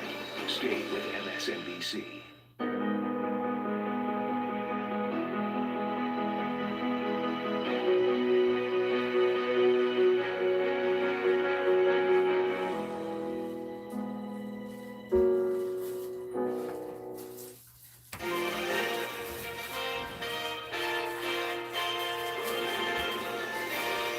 Welcome back. A little bit of breaking news on the ongoing vote count in Georgia. Our correspondent Blaine Alexander remains on post as Fulton County is the center of a lot of the attention there. Hey, Blaine. Yeah, Brian, Fulton County is the center of the attention. And we got an update, a briefing, if you will, who runs the elections here in Fulton County. Let me kind of give you a lay of the land, help you understand what we're looking at here. You've heard a lot about the absentee ballots. You're looking at the process right here behind me. These are the people who are working to count these absentee ballots. It's a rather labor-intensive process. They have to open an envelope, then open an inner envelope, flatten them out, put them through a scanner, and then send that chip to a warehouse where it's been counted. So it's not counted here, and it's not as easy as just running it through a machine. And so the elections official was kind of telling us that there are about 28,000 or so ballots that are still needing to be scanned here. And they say that they are going to work through the night until they can get it completed. He said they're going to be switching out people, bringing in a fresh set of workers here to get this done. They said they'll stay until midnight or later if necessary, but they plan to get it done tonight. Now, that's just the picture here in Fulton County. Let's talk about the entire state of Georgia, because there are still a number of counties that have outstanding votes, outstanding ballots that need to be scanned and tallied. That includes DeKalb County, Chatham County, other places like that. The Secretary of State has been telling us, giving us updates throughout the day, and the latest update that he's given us now is that there are about 185,000 ballots or so across the state of Georgia that still need to be tallied. So the latest timing that he's giving us is either later tonight, which to be quite honest doesn't seem realistic given everything that still needs to be done here, or sometime early Thursday morning, Brian. All right, Blaine Alexander, thanks, and kudos to the hard work going on behind you. Just selfless work by all the campaign volunteers opening and going through and scanning all those ballots. Out west we go. Arizona is the other closely watched count at this hour. Vaughn Hilliard, our correspondent, standing by in Scottsdale. Hey, Vaughn. Hey, good evening, Brian. There's 600,000, about 600,000 uncounted ballots here in the state of Arizona. And when you look at the margin right now, Joe Biden holds just a lead of about 93,000 votes, which is about 3.4 percentage points. And if you're looking at this last batch of about those 600,000 votes here, and you do a little scratch math on a piece of paper, you're going to come out to the reality that Donald Trump has to pull off about 60% of the vote among this last batch. We are expecting these initial results to come out of Maricopa County just in about an hour and a half from now. How many are we going to get? The county isn't quite telling us right now. This could come down to tonight. Let's say, ballots go out in Joe Biden's favor. There's potential that is what the Democrats are looking for. But when you're talking to this Trump campaign, they see these numbers, they're hoping these numbers reflect what they saw in-person voters on Election Day yesterday. Here in Maricopa County, Republican voters came out and voted in person by a 2-to-1 margin over Democrats. That's what they hope these numbers. These are early ballots, mail-in ballots that folks didn't put in the mail, but instead they walked into the polling place and handed in. And the reason it's taking a while is because they have to get signature verified. And Democrats, I was just talking with an individual from the Biden campaign, they said that they hope that this number is a more moderated number, that perhaps Trump has 53 or 54% among this batch, because they believe that Democrats, just per normal, they get their ballot in the mail, and then they go and walk it in on Election Day, and that you're not going to see Donald Trump quite pull off what would be quite an upset here in Arizona after those initial results last night showed him with what was originally a double-digit lead here. Vaughn Hilliard on an otherwise beautiful night in Scottsdale, Arizona. Vaughn, thank you very much. Rachel, over to you. Yeah, let's stick with Arizona here for a second. Let's bring into the conversation Lori Roberts. She's a columnist for the Arizona Republic. We spoke with Lori last night in the heat of this. Lori, I hope you've had some sleep. We certainly have no additional clarity since we spoke to you last night, but I wanted to ask, from your perspective in Arizona, how things are looking right now in terms of this presidential contest. Well, as Bond said, there are about 600,000 votes still to be counted. Of those, about 450,000 of them are from Maricopa County. Now, you look at these votes, they are all early votes. About 2/3 of those 450,000 are early votes that were mailed in, but just didn't, the county never caught up with them to get them tabulated. You know, they came in Monday or Tuesday. The other third are votes that were walked into polling places and dropped off. So the question is, that's being asked all over Arizona tonight is, will these early votes reflect the sort of Biden victory that you would see in the early balloting, or will they look more like the election day voting that went strongly for Donald Trump? And the answer is, we don't know. But there is an outside chance that Donald Trump could win Arizona. In terms of what we're expecting from the state, we don't exactly know when these Maricopa County ballots are going to be presented. It is our expectation that perhaps sometime within the next 2 hours, we are going to get them. Do we know to expect whether or not they're going to come all at once, or whether that will just be a batch of ballots and there will still be yet more? No, I would expect it to be a batch of ballots. I don't think that you will have all of the ballots counted probably until Friday. And some of the counties, which of course have far fewer ballots still to be counted, aren't even reporting tonight. But I think that you will see a big dump today. Whether it will bring clarity yet, we don't know. And the Associated Press, of course, as you know, go ahead. No, sorry, go ahead. You're saying the Associated Press. The Associated Press, in the middle of the night, did call the election for Joe Biden. Joe Biden has about a 3.5% lead, which interestingly is about the amount that Donald Trump won Arizona by 4 years ago. But technically speaking, and the Republicans will tell you, hey, we still got a chance here. They think that they can pull out a win in Arizona by about 30,000 votes. I'm hearing 85% chance that's not likely. If we do end up with a razor-thin margin like that, if the votes that come in are tilted enough toward President Trump that he narrows that gap and it comes to something close to a tie, should we expect that we'll be in recount territory in Arizona? If you are within 1%, there will be a recount at no charge to the candidates. I think that they are able to request a recount with a larger margin, but then they have to pay for it. At this point, they will not have any trouble scaring up the resources to pay for any recount that they want. Lori Roberts, columnist for the Arizona Republic, while this is still live. Sir, finish your last thought there. Oh, I was just going to say, we in Arizona have been doing early voting for a long time, and our elections officials know how to do this. So I would probably take to the bank that whatever the final tally is, it's an accurate tally. Lori, thank you so much. We're going to be watching this as closely as everybody else in the country. All right. Up next, the very, very close races in Georgia. I said races, including the special Senate election that is now heading for a runoff in January. The Democrat who is leading in the vote tally in that race, the Reverend Raphael Warnock, is going to be joining us live. Stay with us. Lots to come tonight.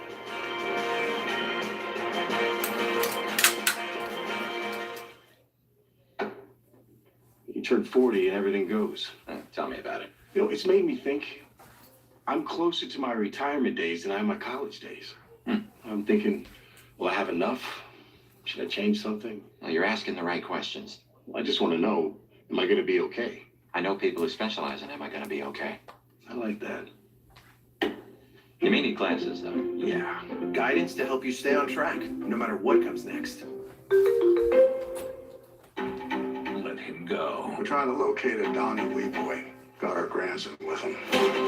My boy doesn't have to answer to you, and we don't have to answer to you. Ooh. We're not leaving without him. Let him go. Rated R. Friday. With United Healthcare Medicare Advantage plans, there's so much to take advantage of. Like $0 copays on virtual visits. Wow. $0 copays on primary care visits and lab tests. Wow. Plus, $0 copays on hundreds of prescription drugs. Wow. United Healthcare Medicare Advantage plans, including the only plans with the AARP name. Most plans have a $0 premium. It's time to take advantage. Wow. When pain wears you down, you need fast relief. And new Icy Hot Dry Spray delivers. Feel it working instantly, providing powerful relief to muscles and joints. Icy in the dawn, hot to relax. New Icy Hot Dry Spray. We're related to them? We're Portuguese? I thought we were Hungarian. Can you tell me the story again? Behind every question is a story waiting to be discovered. This holiday, start the journey with a DNA kit from Ancestry. Home is a place to share with the ones you love. And at Stanley Steamer, we love homes. However you choose to celebrate the season, we're here to make sure that your home is clean and safe for the holidays.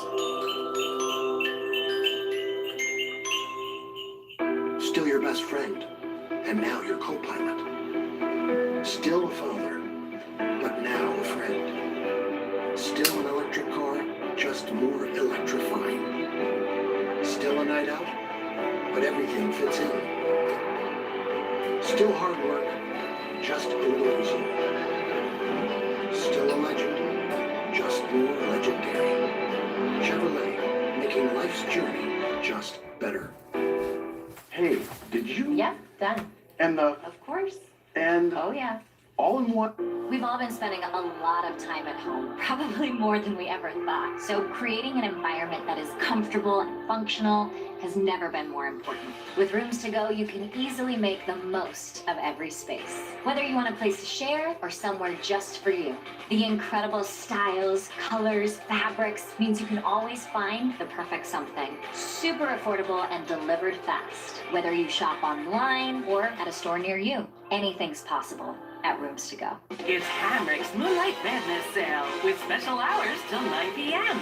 Christmas flags, $5.49 and $10.49. Tervis tumblers and accessories, 40% off. Dash Mini kitchen electrics, $9.98. Shine Armor, just $15. The Egg Sitter cushion, $19.98. Ladies select boots or booties, just $19. And ladies famous maker knit tops, only $6.49. Hamrick's Moonlight Madness sale. Your sleep number setting. Can it help me fall asleep faster? Yes, by gently warming your feet. But can it help keep me asleep? Absolutely. It intelligently senses your movements and automatically adjusts to keep you both effortlessly comfortable. Will it help me keep up with Mom? You got this. So you can really promise better sleep. Not promise, prove. And now, during our Veterans Day sale, save $1,000 on the Sleep Number 360 Special Edition Smart Bed. Now $17.99. Only for a limited time. To learn more, go to sleepnumber.com. It is 7:41 on the East Coast right now, and we, of course, are waiting on results from Nevada, Arizona, and Pennsylvania, and Georgia, and North Carolina. Let's take a closer look at Georgia right now. Steve's at the big board with what we know. Statewide, 95% in, but we just heard from Blaine Alexander in Fulton County. We expect lots more vote, maybe late tonight, more likely early tomorrow, Steve. And we just got some in the last few minutes, actually, from where she was, Fulton County. And you can see here, this is now the statewide margin. Donald Trump's lead over Joe Biden has dropped inside of 50,000 votes. It's now exactly 1 point. It continues to drop. We got more votes from Fulton County that just came in now. You can see where that stands. There's still about 40,000 to come from there. And again, as Blaine was describing, other Democratic counties, sort of strong Democratic performing counties around the state. So it continues to be the total number of votes uncounted continues to shrink. So does Donald Trump's lead over Joe Biden. When that total number of votes outstanding gets down to zero, is that Trump lead going to be at zero, or is it going to be a Biden lead at that point? That's the suspense here. We'll continue to monitor it. Continuing to monitor it and continuing to watch for breaking news and developments in this story. As we have reported since we've been on the air this hour, the Trump campaign has filed a lawsuit to stop the vote in Georgia, just as they have already filed other lawsuits to try to stop the vote in both Michigan and in Pennsylvania. So lots going on in the state of Georgia right now. As we've been talking about, we still don't know which candidate has won Georgia's 16 electoral votes. We will get more votes out of Georgia reported either very late tonight or tomorrow, per NBC's reporting, and Blaine Alexander on the record, at Fulton County for us right now. But alongside the presidential race in Georgia, Georgia also has two outstanding U.S. Senate races, two incumbent Republican senators defending their seats. In the seat currently held by Republican David Perdue, we do not yet know if that race is going to a runoff between Perdue and his Democratic challenger, Jon Ossoff. But we do know the other Senate race in Georgia for a seat currently held by Republican Republican Kelly Loeffler. We do know that that one is headed to a runoff on January 5th. Joining us now is the Reverend Raphael Warnock, who's a Democratic U.S. Senate candidate from Georgia, who looks like this campaign will be steaming on right through January when that runoff is scheduled. Reverend Warnock, thank you so much for joining us. Thank you so very much. Great to be here with you. I'm going to let some of my colleagues get into this conversation. Let me just ask you, because you're closer than any of us to it. What is your current understanding of the state of your race and where you and the other candidates in that race will be stacked up heading into that runoff in January? Well, my race is clearly headed for a runoff. You know, I was in a special election, 21 people in my race, and my name was near the bottom because they were listed alphabetically. And clearly, I will be in a runoff challenging the appointed Senator Kelly Loeffler. We're waiting to see what happens in the other race with my good friend Jon Ossoff, who's run an amazing race against David Perdue. Hey, Reverend Warnock, it's Joy Reid. A couple of questions for you. First of all, when you look at, first of all, congratulations on getting into the runoff. So we will be definitely watching as this unfolds leading into January. I'm looking at the exit polls in terms of the way that the presidential race went. You had Joe Biden doing well among Latino voters, particularly Latino women, Black voters. So, of course, obviously, is a big part of the strategy for any Democrat that's running in Georgia, Fulton County, DeKalb County, Chatham County, and Dougherty County, et cetera. But really getting just pasted among white voters. Only 29% of white voters in Georgia voted for Biden. It is the highest since Bill Clinton in 1992. But talk me through what your strategy will be when it's just the two of you, yourself and Kelly Loeffler, one-on-one, in a state that has a really hard time getting over the line to elect a Black candidate statewide. Well, first of all, I just want to say that it's really important that all of the votes be counted. I mean, we heard a president last night declare himself one, which is the opposite of the American way. We are a democracy. And so he's suing in the places where he doesn't like the friend, trying to stop the vote. And I just want to say, you know, as the pastor of the late Congressman John Lewis, that it's important for every vote to be counted, every voice to be heard. As I'm running for the United States Senate, I am happy to present my message to all of Georgia. We know that this country has had a history of struggle around race this summer. We saw a renewed reckoning around race with the tragic flashpoint George Floyd in this state, Ahmaud Arbery and others. But in the wake of that, we saw a multi-racial, multi-generational coalition of conscience pour out into American streets saying that we're better than this. And I think in this moment, we all have to stand up in our own way and remind us that at the end of the day, we're all we've got. And there's no getting away from that. And I think that as people sit down in the midst of this global pandemic, trying to figure out how they're going to make a better life for their family, that they are open to a message that censors the struggles of ordinary people. We've got 500,000 people in the Medicaid gap here. People are struggling, trying just to make it through this pandemic. And I'd be deeply honored to have the people of Georgia choose me to represent them in the U.S. Senate.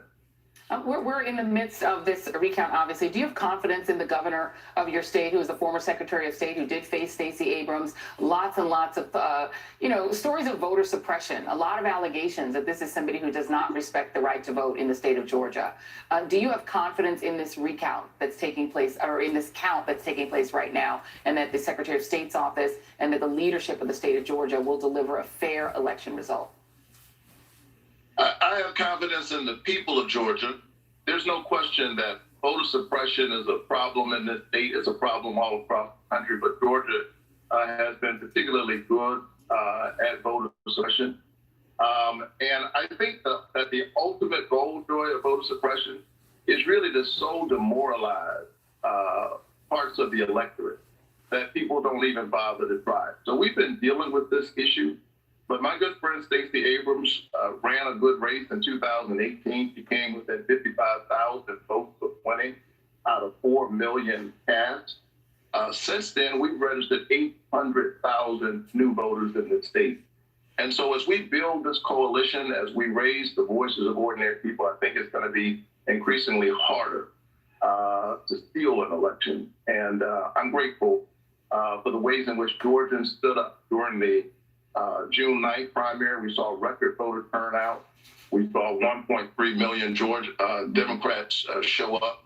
And I think you're going to see the ways in which we are clearly well positioned to make history in this state. And I'm just grateful to be a part of that process. That being said, that the arc of the moral universe is long, but it bends toward justice. We're going to keep bending that arc. Reverend Raphael Warnock, I can't talk tonight. Thank you very much for being here. Good luck. Always good to be with you. Thanks.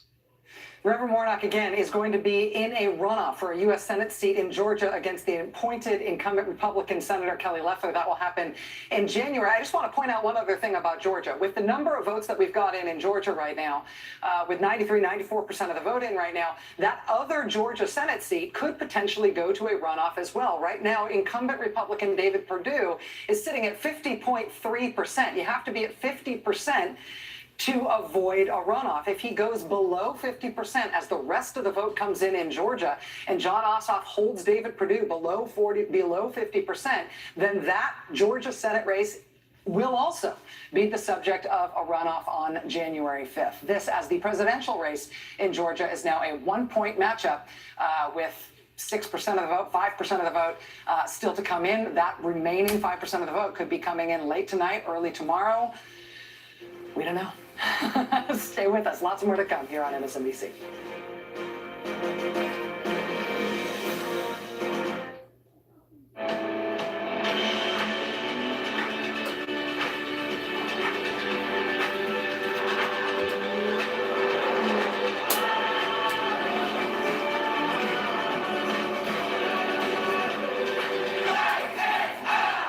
This season, let the ultimate driving machine light your way home. Exceptional offers won't last. The BMW Road Home Sales Event is going on now. Hurry in to receive a credit of up to $3,500 on select models through November 30th. Let him go. We came to see our grandson. We don't have to answer to you. Diane Lane. I won't be coming back here without him. Kevin Costner. Left behind. Let him go. In theaters Friday. Rated R. Water?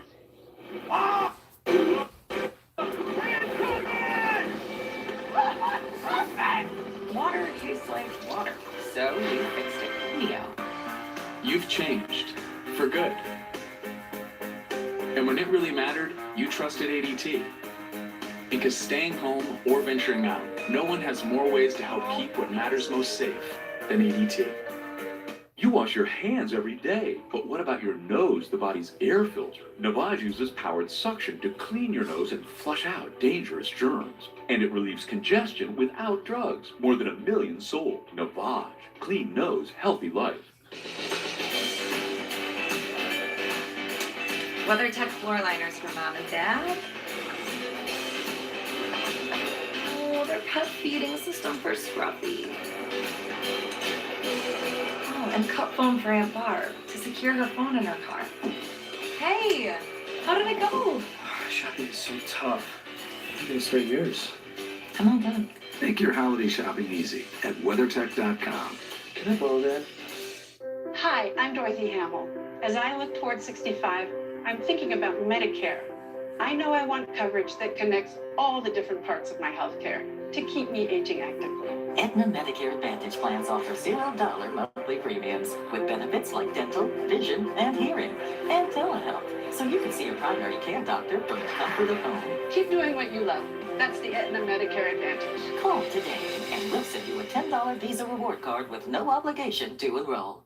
Needles, essential for sewing, but maybe not for people with certain inflammatory conditions, because there are options, like an injection, Xeljanz.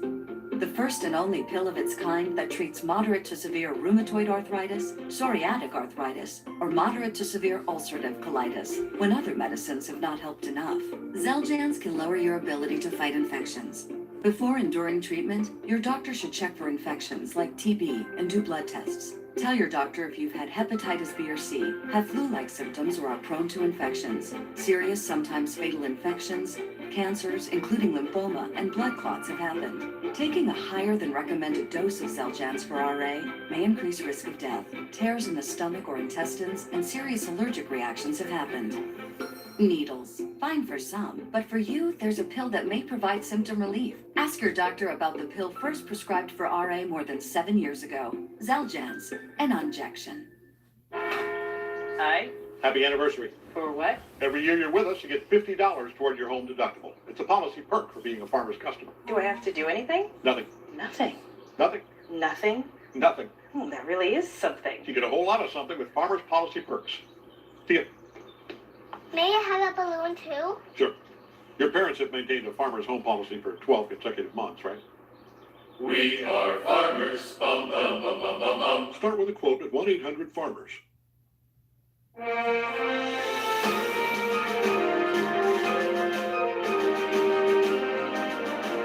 have long said that even for people who do not like social media, for those who love context in American history, there is nothing like the Twitter feed of our next guest, the esteemed presidential historian and author, Michael Beschloss. And Michael, I want to talk specifically about the event that those of us who were up and upright, at least last night in the middle of the night, witnessed in the East Room at the White House. You were quick to note the history of the room.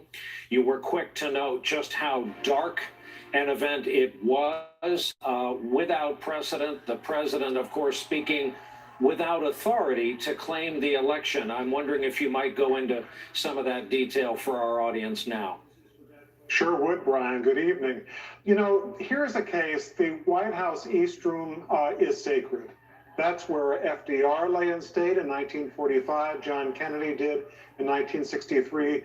It was designed to some extent by George Washington for grand state occasions. Washington would be horrified to see it used for a partisan political event last night like the spectacle we saw, especially, Brian, can you believe it? All those people without masks jammed into that room. How many people are going to get sick and possibly worse as a result of Donald Trump's selfish decision to hold that event there rather than where it should have been in some hotel ballroom? Didn't need to be his. Can I get you to speak further about the authority the president seems to be claiming in things like his Twitter feed to declare an end to voting, to declare different states in his category, even though the American people, the voters, have a funny way of determining that for themselves? That's right. You know, Brian, you know that from studying it, that in 1964 at the Republican convention, Nelson Rockefeller said to hecklers, it's still a free country, ladies and gentlemen. And if we are a free country, the president doesn't get to decide when the voting is stopped or who is declared president on election night, even if the votes have not come in. The sign of health in a democracy is that the votes are counted fully, fairly, and accurately, however long it takes. Oftentimes in American history, as you know, it's taken a long time. In the future, if we do more and more early voting, which we probably will, we just have to get accustomed to the fact that we're not going to have instant gratification on election night and a decision that sounds as if it's popped out of a toaster. How difficult is it even for you to reach back to comparisons in American history as we walk through this first time ever minefield of a presidency?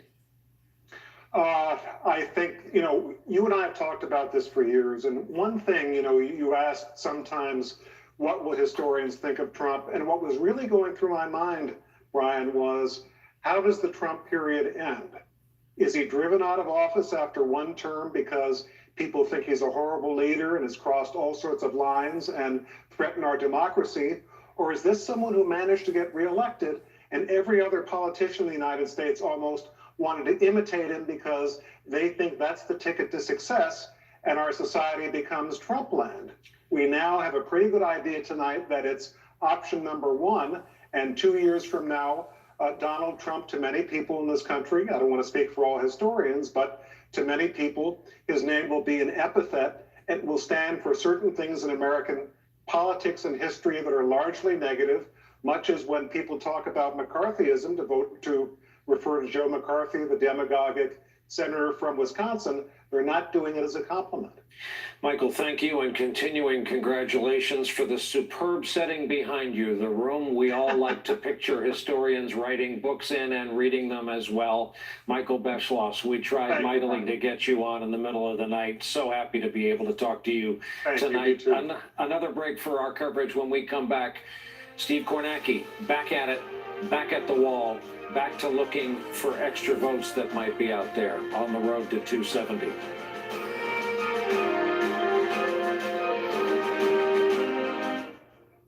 With this seal, this restaurant is committing to higher levels of cleanliness.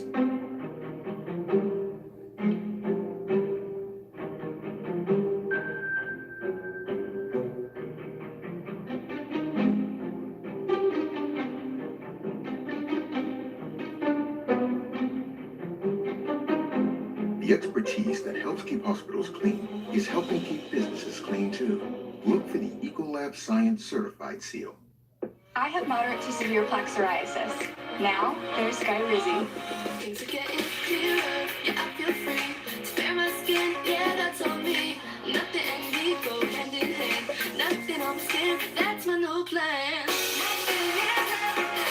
Keep your skin clearer with Skyrizi. With Skyrizi, 3 out of 4 people achieve 90% clear skin at 4 months. Of those, nearly 9 out of 10 sustained it through 1 year. And Skyrizi is 4 doses a year after 2 starter doses. I see nothing in a different way. It's my moment, so I just gotta say, nothing is everything. Skyrizi may increase your risk of infections and lower your ability to fight them. Before treatment, your doctor should check you for infections and tuberculosis. Tell your doctor if you have an infection or symptoms, such as fever, sweats, chills, muscle aches, or coughs, or if you plan to or recently received a vaccine. Now is the time to ask your dermatologist about Skyrizi. Ever since Daryl's family started using Gain Flings, their laundry smells more amazing than ever. Honey, isn't that the dog's towel?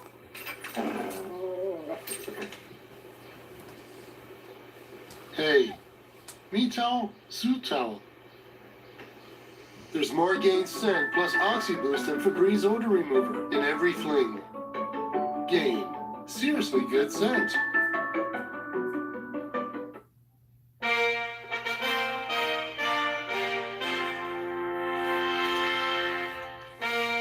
Top of the 8 o'clock hour here on the East Coast, and by my calculations, our coverage of election night, and that's me and Rachel and Joy and Nicole, started 25 hours, 59 minutes ago, and here we are.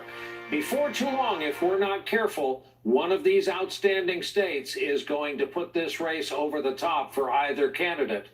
Steve Kornacki, who has taken some nourishment and gotten some rest, his health is now a national matter during this time, is back at the big board tonight with a second or third win. Steve, what are you looking at? Well, actually, Pennsylvania, Brian, we just got some more votes in. We got a bunch of them, and we've been tracking this story of that Trump lead dwindling in Pennsylvania as more votes are counted. And you can see now it sits at basically 200,000 votes, just over 3 percentage points, Trump's advantage over Biden. Again, the question here is exactly how many votes are out there. The best guess here is that there's close to 900,000 remaining. And the key for Biden, as we've been saying, is these are mail-in ballots that are being counted up here. So even certainly in the Democratic areas, in a Philadelphia, in a Pittsburgh, a Harrisburg, he's winning the mail vote overwhelmingly there. But even in the Republican-friendly counties, the mail vote itself is something where Joe Biden tends to be beating Donald Trump sometimes by 10, 20 points. In other words, he's winning this overwhelmingly. And if he continues to win the mail-in vote in these remaining ballots at the rate he's getting right now, the clip he's getting above 2/3 of it, he could net another 300,000 votes out of those remaining ballots. If that estimate is correct, he could net another 300,000. And you see, he's sitting there down 200,000 right now. That would put Joe Biden ahead. That would put Joe Biden ahead by about 100,000 votes, just at the pace that he's at right now. We want to make sure that count, that estimate of what's left is accurate, checking that. We want to make sure that pace, see if he continues at that pace or if he hits any unexpected hiccups there. But at the pace that he's getting votes right now with the mail-in ballots, and we're just talking about mail-in ballots at this point, he could get past Donald Trump. That looks like a big number. There are a lot of ballots out there, and Joe Biden is winning the lion's share of them. Steve Kornacki, that's a very important update in terms of Pennsylvania. I believe we also have an update right now in terms of the United States Senate. Is that correct? Yes. NBC News can now project that in the United States Senate race in the great state of Michigan, Democratic incumbent Gary Peters has held on and will be returning to the Senate. This is an important part in terms of the Democrats and Republicans' calculation in terms of the balance of power in the Senate. It's also been a real drama for Peters himself. That was a tight race. It has taken sort of second place in the national media's attention to the presidential fight in Michigan, but that Senate race was very hard fought. Gary Peters will be returning to the U.S. Senate. Again, that's just new. NBC News just projecting that at this hour. We're talking now about not only the outstanding races and the timeline for when we expect final votes to be in. We're watching Nevada tonight, Arizona, Pennsylvania, Georgia, North Carolina. But we are also now watching the legal fight that's being waged by the Trump campaign in multiple states to try to stop the vote. In the state of Michigan, in Pennsylvania, in Wisconsin, where NBC News has described Vice President Biden as the apparent winner. The Trump campaign has brought lawsuits to stop the vote. This Wisconsin lawsuit just being filed tonight. NBC's Cal Perry is in Milwaukee, Wisconsin for us tonight. Cal, what are you seeing on the ground there? What's the latest in terms of the resolution here? Well, listen, try this on for size. Donald Trump won this state 4 years ago by a factor of just 25,000 votes. Joe Biden has won it by a slimmer margin. That is less than 1% difference in the vote. The Trump campaign has said they will try a recount here in the state. The first thing that needs to happen is the state needs to certify the vote. That'll happen in about a week. Then there's a 3-day window that opens up. The Trump campaign can officially ask for that recount. And then the state has 13 days. There are 72 counties in this state. Each one of them will go through and do their own version of recounting. Just for some history here, 4 years ago when we had a recount, only 131 votes actually switched hands. So while a number of us are probably going to be living in the state for the next month, the chances that the vote actually changed very much is very low. It does seem to be, as we're seeing from the president, sort of an overall delaying tactic, Rachel. Cal Perry for us in Milwaukee. Thank you very much, Cal. We're going to get some very expert advice on this same subject right now from Josh Kaul, who's the Attorney General of the state of Wisconsin. He's also co-chair of Vote Safe Wisconsin, which is a bipartisan coalition to promote safe voting during the pandemic. Attorney General Kaul, thank you so much for taking time to be here tonight. I know that you're still really in the center of the storm. Thanks for having me. First, let me just ask you to reflect on what Wisconsin has just been through, how the vote went. You've got 99% of the vote in. NBC is reporting that Joe Biden is the apparent winner in Wisconsin, his lead there a little more than 20,500 votes. Tell us how you feel as a law enforcement official in Wisconsin, how you feel the vote went, and how things stand today. Well, the process went incredibly smoothly. We had record-breaking numbers of people using absentee voting and in-person early voting.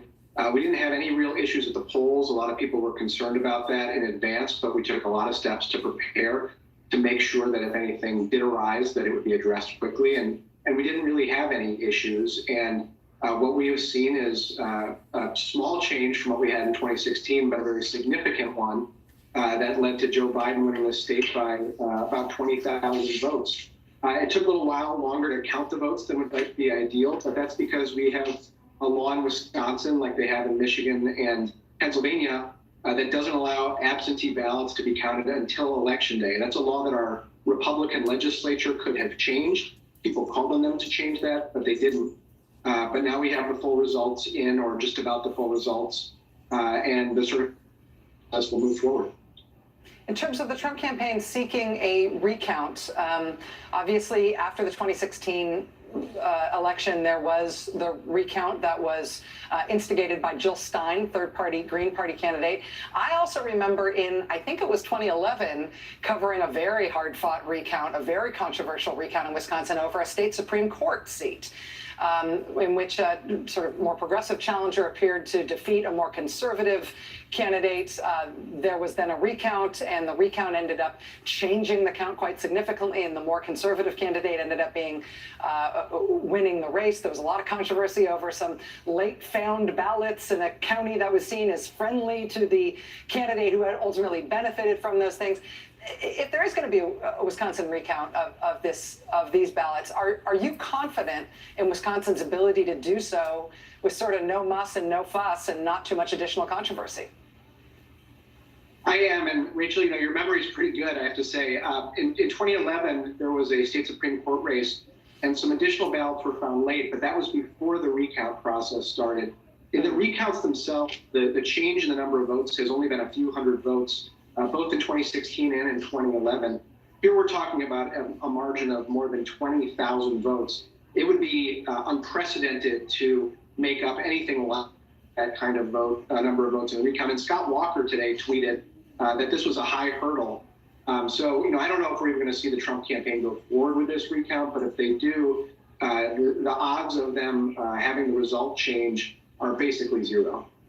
And would we expect it to take a long time? I know there's that 13-day prescription in terms of how long the recount should take, but then potentially if the challenger, the person who lost the recount, or came out as the losing candidate at the end of the recount, wanted to challenge that, it would then start going into the Wisconsin state court system. What do you see as the outside timeline in terms of how long a recount might take for a final certified uncontrovertible result in your state? Yeah, it has to happen within 13 days, but I think it would actually probably happen more quickly than that. My recollection, the 2016 recount happened more quickly. And, this is something we now have some training in here because we had one 4 years ago. We have a lot of close elections in Wisconsin. 4 of our last 6 presidential elections were less than 1 percentage point. In 2018, I won by less than 1 percentage point, and our governor, Tony Evers, won by just more than that. So we're used to dealing with close elections, and we have consistently been shown to have secure, reliable results that reflect the will of the voters. And I'm very confident that if this recount does go forward, that it will happen swiftly and that it will show that the results that have been reported so far are a very accurate reflection of what the votes cast for. Wisconsin Attorney General Josh Kaul, thank you so much for helping us understand it. Obviously, there's a lot of different states right now where there's a lot of different types of wrangling going on, but thanks for helping us understand what's going to happen in Wisconsin. All right, we are right now in a situation where we are waiting on results from 5 different states, but we have adjusted our timelines over the course of just being on the air for the last couple of hours in terms of when we are expecting more vote. Steve, we keep hearing that we might be getting some vote from Arizona sort of imminently, but it looks like we're getting some new vote now. Yeah, well, we're expecting, I think, the top of the hour, so 9 p.m. If it's past 8 now, 9 p.m. Eastern, we're expecting probably a fair amount of vote here. So again, this is the statewide picture in Arizona right now. We're expecting to get a bunch from Maricopa. Again, Maricopa, I mean, this is like almost 2/3 of the votes out of Arizona are going to come from Maricopa. It's the Phoenix metro area. You see how that vote counting is going right now. Now, here's the deal on what is outstanding in Maricopa County. There's about 420,000 votes still to come out of Maricopa County. There's about 600,000 total still to come statewide. So again, the lion's share of the outstanding vote is coming out of Maricopa County.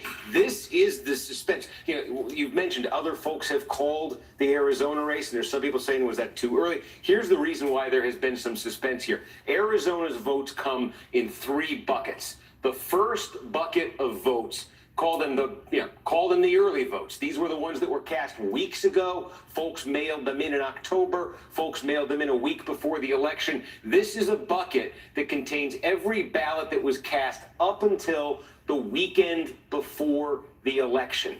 This is what was counted first in Maricopa County. It's the largest bucket, and we expect it's perhaps the most Democratic bucket. It's a very Democratic bucket. Joe Biden won it by 10 points. So those are the first votes that we saw last night out of Maricopa and everywhere in Arizona. Now, the second bucket of votes. This is the one that was tabulated overnight last night. The second bucket of votes is the same day. It's folks who showed up, said, I want to vote. It's sort of a normal, I went the old-fashioned way of going to the polls, get your ballot, vote on election day. And again, we've seen this in Arizona, we've seen this elsewhere. This is a very Republican group. Donald Trump was winning this group something on the order of 26 points. Now, they've counted, we believe, all of the same-day vote in Maricopa County, all of that early vote, all of that same-day vote, and it's left the overall picture in Maricopa in this position. Biden leading by 6, wins the early by 10, loses the same day by 26, and it brings us to the third and final bucket of votes.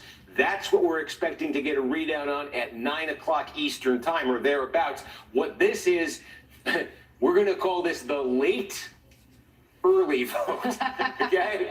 And what I'm talking, I can't really read my writing on there. The late early vote. These are the ballots, the mail-in ballots that arrived after the last week, like the Monday before the election, that arrived like right before Election Day, or that people drove into their polling places on Election Day. And I think you were talking about this, Rachel, with your guest earlier. There's a little bit of suspense. There's a little bit of philosophical debate among election nerds that's playing out right now, because we know the early was going to be Democratic, and it was. We know the same day was going to be Republican, and it was. And then the question is, well, what is this going to be? What's this late early going to be? Look at how many ballots there are there. Now, one argument is, it's early vote. We keep talking about the Democratic vote as being the early vote. Hey, won't this be Democratic vote? Could be. We'll find out in an hour. The argument against that is a dynamic we've seen in this election is that the Democratic early vote was so excited, so enthusiastic, so eager to get out there that it was cast weeks ahead of time. It wasn't cast on the last day. It wasn't driven into the polls on the last day. That's the behavior going to the election place that's Republican voting behavior this year, going and doing it on Election Day. So those are the arguments you're hearing people make. The Trump campaign is making that last argument I just made. No, those are Republican votes that are about to come in. There's 420,000 Republican votes about to come in. Trump's going to win them by 26 points again. If he wins them by 26 points, he catches Joe Biden in Maricopa County. He catches him statewide. That's the question. What Trump has to do, if he wants to catch Biden in Maricopa, if he wants to catch him in Arizona, he's got to win the late early bucket by the same score that he won the same day vote. He's got to be over 60%. He's got to win it by about 26. Anything less than that, probably not going to be enough to catch Biden. So that's the suspense we're building towards in Arizona. And Steve, when that third bucket, the early lates, comes in, regardless of whether or not they're enough to put President Trump in a lead, do you think that will be enough vote, again, which we might get in 45 minutes, to call Arizona one way or the other? So I am not authorized to speak on behalf of our decision desk, but I would say I know that all of the folks looking at the elections, not anywhere in particular, want to know. The question everybody's asking when you start to get these votes is, which of those, is this a Republican group or is this a Democratic group? Right. And if you establish it's a Democratic group, you could probably extrapolate from there. Okay. And I don't mean to ask too much of you, but let's say that President Trump does well at the top of this hour when those votes come in Arizona. Let's say that President Trump wins Arizona. If Joe Biden wins Georgia, do both candidates still have a potential path to 270? So let's take a look here. The scenario you're talking about, here's where we are right now. The scenario, I got Georgia colored in there. Now, I want to make sure this is exactly where we are. Alaska is also colored in, it shouldn't be. 253, 214. That's where we are right now. Yeah. You're asking if Trump overtakes Biden in Arizona. Yes. So let's assign that to Trump, and you can see what it does. Now Trump's at 225. Mm-hmm. Biden, yes, there are still a number of paths for Biden at that point. But if Biden, for instance, were to get Georgia, now you see Biden, wrong color, look at that. Now you see Biden at 269, and he would need one other electoral vote. Could he get it in Pennsylvania? Could he get it in North Carolina? He would, practically speaking, need Pennsylvania. There's a scenario where he could pull out North Carolina here. It involves ballots that were already put in the mail before Election Day, and that that's what he's relying on to win North Carolina. Pennsylvania, the math I just showed you, that's a more solid proposition for Biden than North Carolina. So if he does not Biden get Arizona or Nevada. He could get Nevada. That's the easier one. He could get Nevada. Well, Nevada, we don't expect to know, we think, until tomorrow, given in terms of when they're going to put their votes forward. Yeah, and that's the interesting thing here. We're saying, I think tomorrow around noon, we expect to get a readout on Nevada and see if Biden can hold on to that lead there. As I said, they're reporting these votes now very quickly in Pennsylvania. We're watching that just since we've been on the air. We've watched that Trump lead in Pennsylvania come down dramatically. So one thing we're trying to find out right now is, now, are they processing these? Are they reporting these out overnight in Pennsylvania? Because I think we've had something here that Nevada noon tomorrow, after you get through Arizona tonight, Nevada noon tomorrow might be the next kind of, moment of truth. If they keep doing this overnight, what we're seeing them do right now in Pennsylvania, that could speed the process up in Pennsylvania. We could get clarity there sooner than we were thinking. Wow. Okay. Lots of what ifs, lots of gymnastics to put Steve Kornacki through. I swear we don't do this just for fun. We only ask him questions we really need the answer to. All right. Joe Biden tallied up some major victories today. President Trump tallied up some major legal fees. Lawrence O'Donnell will join us next to talk about all of it. Stay with us.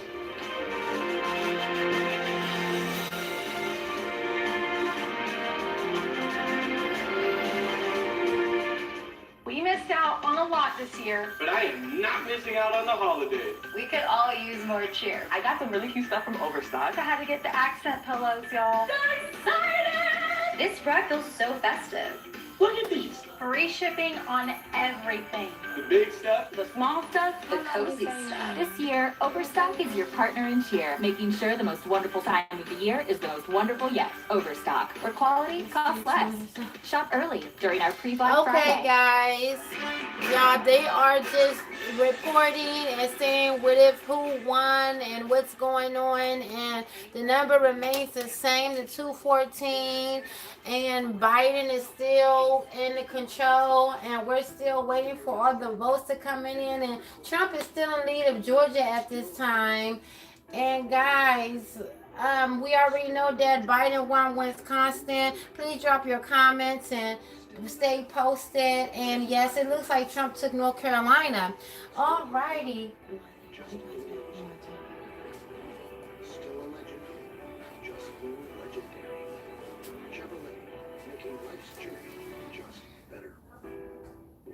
When Panera's Chef Close makes a pizza, he doesn't just make a pizza. He uses fresh, clean ingredients to make a masterpiece. Taste our delicious new flatbread pizzas today. Panera.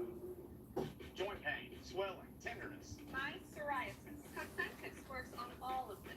Cosmetics can help you look and feel better by treating multiple symptoms of psoriatic arthritis.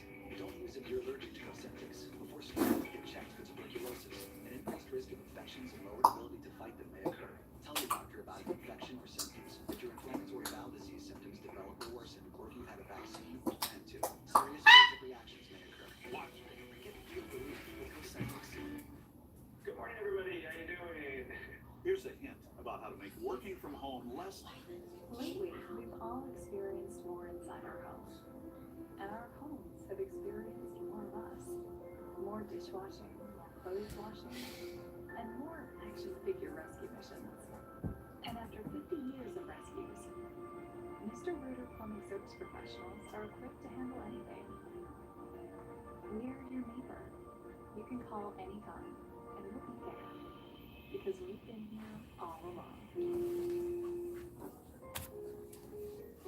Did he just switch his data? Yep. Altice Mobile lets him change his data anytime, so he has control and save money. No strings attached. No strings attached. We could change our plans with Rearrange. We could shop, stream, or watch our favorite team. We cut the ties and realize we're free. Save big with Altice Mobile by Sunlight. Get one plan and switch between 3 data sizes whenever you like. No change fees, no strings attached.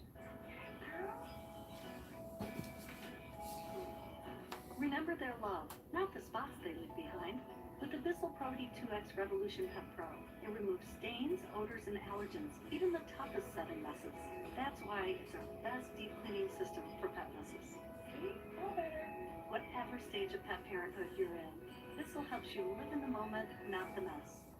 Our election night MVP, Steve Kornacki, is at the board. State by state and county County. Trying to give you a sense of the paths here. We have so many important battleground states still outstanding. There's going to be a range of possibilities here Until the last vote is counted Still continuing to look at a bunch of these states take shape. and winners are decided. There is the potential here for more votes to come in the next few days. For the election of our lifetimes, nobody breaks it down like Kornacki. Stay with MSNBC. Once this election is finalized and behind us, it'll be time for us to do what we've always done as Americans. To put the harsh rhetoric of the campaign behind us. To make progress, we have to stop treating our opponents as enemies. We are not enemies. What brings us together as Americans is so much stronger than anything that can tear us apart. So let me be clear. We are campaigning as a Democrat, but I will govern as an American president. Every vote must be counted. No one's going to take our democracy away from us. Not now, not ever. My friends, I'm confident we'll emerge victorious. But this will not be my victory alone or our victory alone. It'll be a victory for the American people, for our democracy, for America. That was Joe Biden earlier today. Let's talk about what we just witnessed, especially compared to what we witnessed in the East Room last night. Lawrence O'Donnell, the host of The Last Word, is with us. Lawrence, on the Aaron Sorkin scale, Biden today was an 8. Trump last night was between 0 and 1, but that is what we're accustomed to hearing from our politicians. It is, and today's speech was Joe Biden's second shortest speech. Last night was Joe Biden's really shortest speech. He came out there almost like an election analyst, almost like a campaign staffer, reciting where he thought they stood in the various states and saying, you know, we think we're on the path to winning. And last night I said here that I expected to hear a little bit more of what the campaign was about, a little bit more of Joe Biden's vision for the country. That's what we got today. And it didn't take that much more. It might have added 2 minutes to the speech. And it was exactly, I think, the right note for the Biden campaign to strike, for Joe Biden to strike. He was following his campaign manager, Jen O'Malley Dillon, who gave a detailed account in a conference call earlier in the day of exactly the way the Biden campaign sees each state. And so he knew that we already had that information today from the Biden campaign itself. And it all, by the way, Brian, sounds pretty solid because there's a huge difference between Biden campaign staffers and Trump campaign people. And that is that Biden campaign staffers actually care what we think of them after this is over. And so they don't want us walking around saying they lied to us about what they saw in these various states. Now, there's no one on the Trump side who has that problem, least of all Donald Trump himself. And his silence today is really telling because as confused as he sounded last night, as kind of wandering around the emptiness of his own head as he was speaking last night, talking about the election mysteriously ending in ways that he didn't seem to be able to comprehend, him saying absolutely nothing means that he cannot figure out anything. He can't figure out a single sentence to try to go out there and sell right now. Let me open a potentially painful door for the Democrats watching right now. I think all of us in common got off the air last night and kind of went through our phones and laptops and caught up with what had happened or had not happened in the U.S. Senate and the House last night. And let me ask it of you this way. What's the case Chuck Schumer makes that he should continue in leadership? What's the case Nancy Pelosi makes that she should continue in leadership?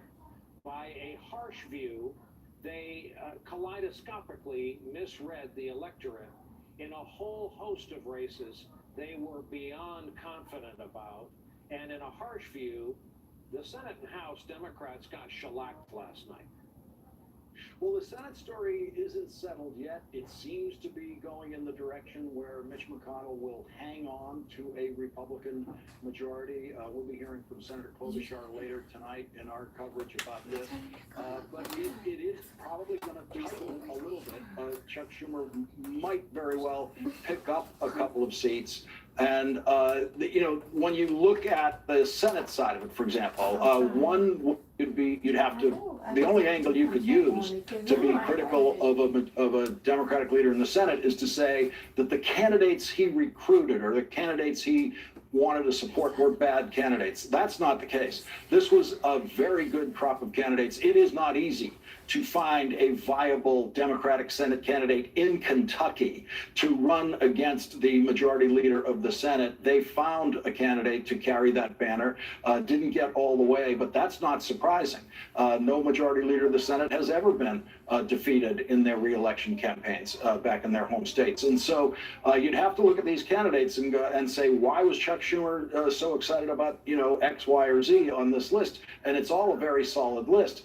The House is a somewhat different story, and Nancy Pelosi actually made some comments a couple of years ago indicating that this might be, when there was a move against her leadership, especially by some younger members, didn't get very far. But in the public discussion of that, Nancy Pelosi gave some hints that maybe around now might be the time when she would announce she was going to move on from the speakership. I don't think that will happen. I don't think Democrats will now want that to happen, because I do think Democrats in the House do believe that Nancy Pelosi did a masterful job of running the Democratic House of Representatives, which is what the real job is.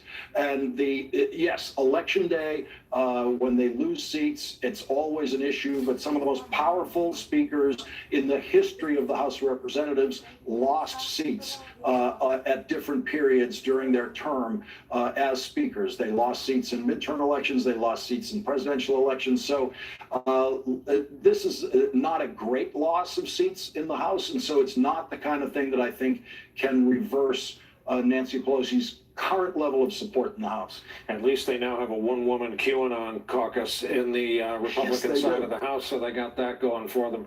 A couple of stats here, Lawrence. Number one, I'm reminded we just went over 100,000 COVID cases today. We just set a new benchmark, dark record.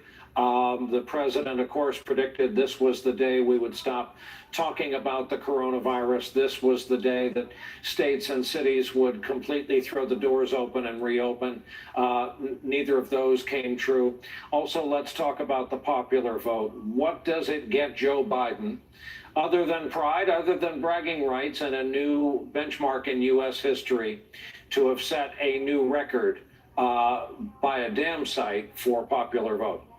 Well, let's have a couple of perspectives on it. As those numbers are up there, you see Joe Biden by 2.5 percentage points is winning the vote. I call it the vote because that's what they call it everywhere else in the world. The Electoral College vote is another vote, but this is the vote of the people of the United States. That is a much higher margin than John Fitzgerald Kennedy won the presidency by. JFK won the presidency by less than 1%.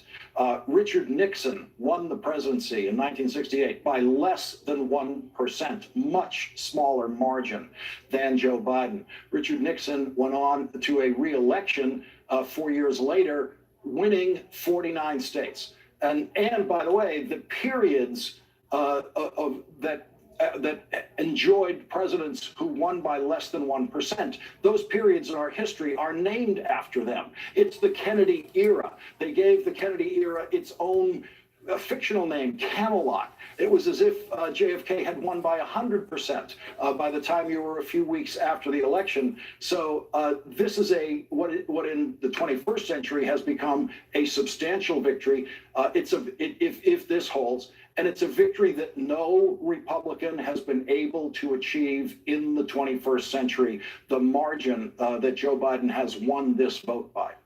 An important point. Lawrence O'Donnell, thanks for being with us all the way. We'll be watching tonight in addition. Greatly appreciated. Up next for us, another break, and then Battleground, Pennsylvania. The president's lead is shrinking as we watch. He is trying to stop the vote counting while ahead. A neat trick if you can pull it off. Our coverage continues after this.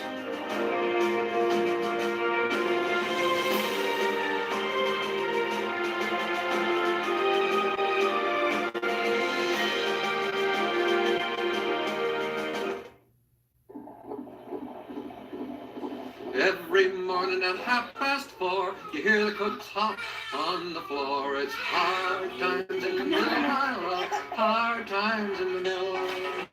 Every morning right at 6, don't that old bell make you sick? Hard times in the mill, my love, hard times.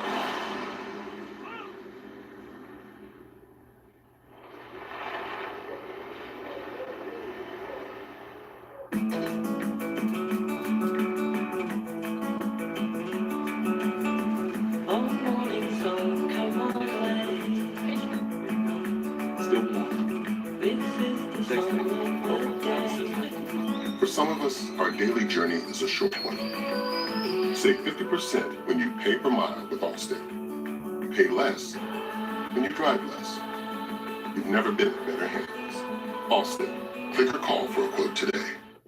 Just because a car looks like a good deal online doesn't always mean it is. That's why CarGurus looks deeper. Every detail goes into our ratings, and cars are rated from overpriced to great. And to be great on CarGurus, you really have to earn it. Only 3 of 10 cars have what it takes to be rated good deal or higher. So you'll no longer wonder if that car you like is a good deal, because it truly is. Go to CarGurus today and shop safely with CarGurus contactless services. Humira patients, this one's for you. You inspired us to make your Humira experience even better with Humira Citrate Free. It has the same effectiveness you know and trust, but we remove the citrate buffers. There's less liquid and a thinner needle with less pain immediately following injection. Ask your doctor about Humira Citrate Free, and you can use your copay card to pay as little as $5 a month. Humira can lower your ability to fight infections. Serious and sometimes fatal infections, including tuberculosis and cancers, including lymphoma, have happened, as have blood, liver, and nervous system problems, serious allergic reactions, and new or worsening heart failure. Tell your doctor if you've been to areas where certain fungal infections are common, and if you've had TB, hepatitis B, are prone to infections, or have flu-like symptoms or sores. Don't start Humira if you have an infection. Ask your doctor about Humira Citrate Free, the same Humira you trust with less pain immediately following injection. If you can't afford your medicine, AbbVie may be able to help. These folks, they don't have time to go to the post office. They have businesses to grow. These days, when a lot of furniture companies scramble for inventory and customers wait, Rooms to Go is ahead of the curve. We took a risk, ordered massive amounts very early, and now we're loaded with great-looking furniture ready to deliver now. No waiting, 10,000 pieces arriving every day. We've unloaded thousands of trailers. Furniture inventory, staged, routed, delivered fast as promised. From warehouse to your house. That service. That's who we are. That's Rooms to Go. Rooms to Go delivers. My family and I came to the United States in the 80s. I was this little kid who didn't know anything. In order to change myself, I had to get educated and I had to differentiate myself from everyone else. Now I have an MBA in marketing. That degree has given me the ability to be able to grow as an individual and also as a professional. There is nothing that can set you back. Only you control that. American Military University. Learn from the leader. Wow, that's good. We don't have to cook anymore. You don't have to cook anymore? We don't have to cook anymore! You don't have to cook anymore with Freshly. Now you can get nutritious, delicious meals delivered right to your door. Go to Freshly.com today.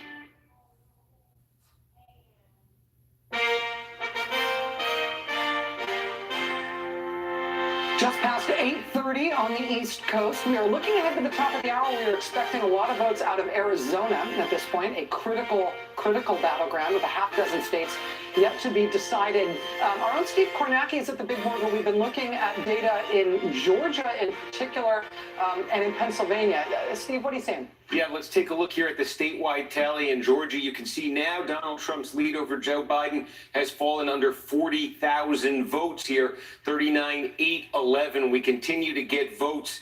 Some Atlanta metro area, there's a scattering of other counties around the state, heavily Democratic, mail-in ballots, absentee ballots. So every one of these updates we've been getting has been votes, 0.8 point. Let's take a look at Pennsylvania. There's a similar dynamic in Pennsylvania. It's all mail-in ballots, absentee ballots that are left. This is the same as the last time we checked in. I believe it's down under 200,000 votes. 195,000 is Donald Trump's lead in Pennsylvania right now. Again, those mail-in absentee ballots continue to be tabulated, added to this. There are a number of counties that say they are going to be counting overnight. They're going to count through the night. So this is a number, I think, through the night that will continue to tick down. It started the day this morning over 600,000. That was Donald Trump's lead. They have spent the day counting up mail-in and absentee ballots. It's now under 200,000. It will shrink in the coming hours. It will shrink overnight. Will it shrink all the way? Will Joe Biden pull ahead? We certainly showed you, just based on the raw math, the potential there seems to exist for Biden. So we'll keep looking at that too, Rachel. We have a bunch of things to talk about here, and a lot of things are happening at once. But Joy, I just have to ask you to jump in here for a second. We've got Trump's lead down below 200,000 in Pennsylvania. Yeah. Trump's lead down below 40,000 votes now in Georgia. Yeah. With the votes that are due to coming in from the Democratic strongholds, from strongly African-American voting areas in Georgia. Yeah, and I think the same story is true in Georgia. If it winds up, becoming another state that flips into the Biden column, put some respect on these black voters who stood in the longest lines, who faced the largest impediments to voting, the most suppression, particularly in a state like Georgia, but really all over the country, because suppression is also these incredibly long lines. But, Senator Peters needs to thank Detroit. Like, all of Detroit needs to get a big, Gary fruit Peters, who basket. was just declared the winner in Michigan. Yeah. It got really tight for him, but at the end of the day, it's these big, predominantly black counties that are delivering for Democrats over and over again. There is this constant chase by the Democratic Party for working class white voters to call them back. They're sort of reminiscing that once these were our voters, but at the end of the day, the fundamentals remain the fundamentals. It's black voters, it's brown voters who are delivering in places like Maricopa County, in places like Arizona. If Biden becomes president, he's going to owe it to the original math, the Obama math. It's called the 80-20, right? That you're going to get, you max out at 40% of white voters, and then you need about 8 in 10 non-white voters. And that means 9 out of 10 black women always deliver. We never stop delivering. You're going to get a slightly lower number of black men, but they're going to deliver. About 80% of black men are going to deliver, and you're going to get about 2/3 to 3/4 of Hispanic voters. That is the margin for Joe Biden. If he wins, that is who won it for him. And all of this chase for white voters still leaves you at 42%. Right. And if you can perform electoral magic and get everyone from everywhere, sure, it's all about great. But if it comes to a trade-off where you are going to try to trade away from some of your support among voters of color, you are going to lose every time. And by the way, there was a lot of sort of annoyance inside of the Biden campaign about all the black women who just were hammering them and insisting that they've got to pick a black woman nominee. Well, another kudos to Joe Biden for putting aside whatever he felt about the Kamala Harris interaction during the debate and saying, I'm going to go ahead and do that. Because again, who delivered for you? Black women. I said something wrong earlier this hour, which I'm very sorry about. I said that the Trump campaign had brought a lawsuit in Wisconsin to stop the vote. That is not true. They have asked for a recount in Wisconsin. They have not brought a lawsuit there. I apologize. They have brought lawsuits to stop the vote in Michigan, where they're behind.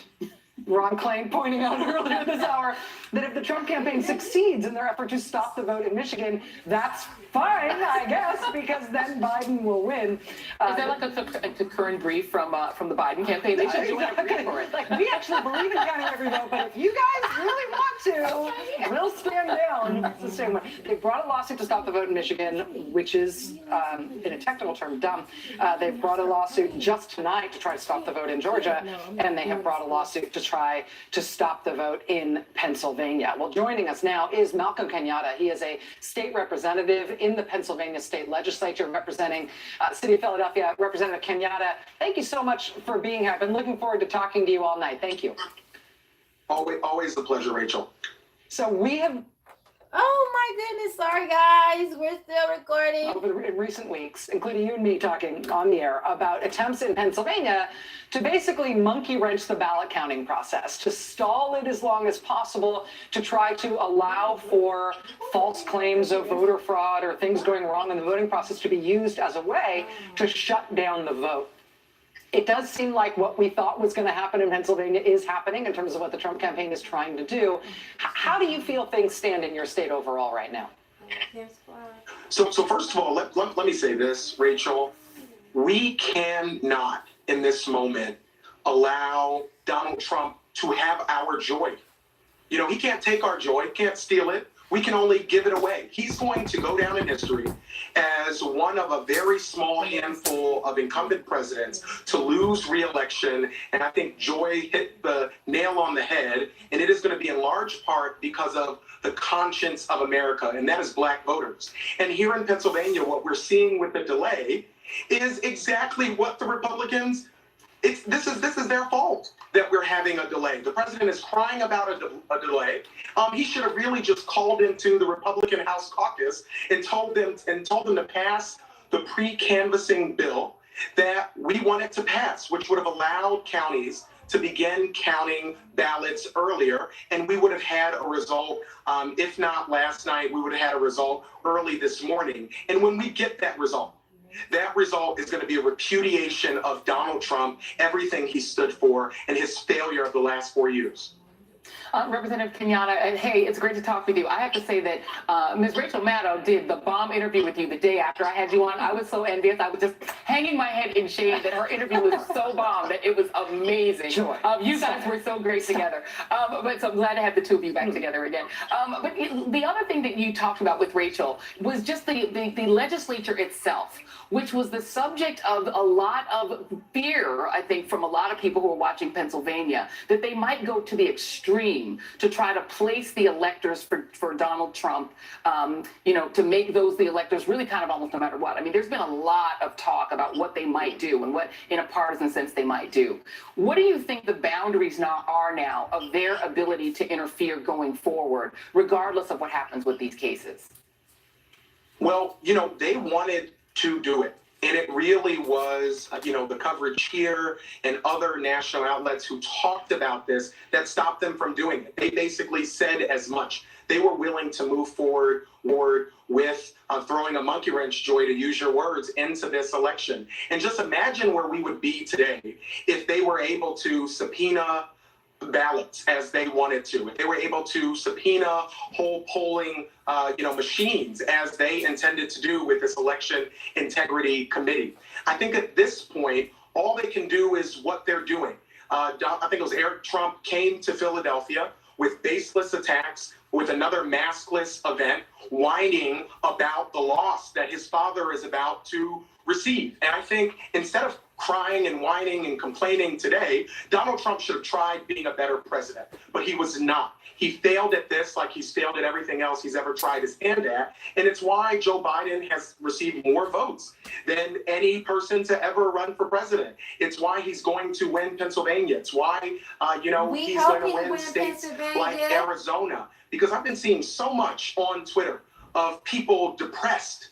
Don't be depressed. No one election is going to solve all of the problems that we face. This election was about first securing our democracy. Right. And we've done that. The second thing this election was about is opening the door to the next chapter. And then we're going to have to write that chapter together. And so what I hope folks take away from this is that they're going to have to stay engaged. The engagement that drove them to stop that election integrity committee is the same type of engagement that we're going to need to continue to have on issues from climate to gun safety to healthcare. Stay engaged, stay involved, but celebrate this moment, because Joe Biden is going to be the next president, Kamala vice president, because of the engagement that we've seen all across the country.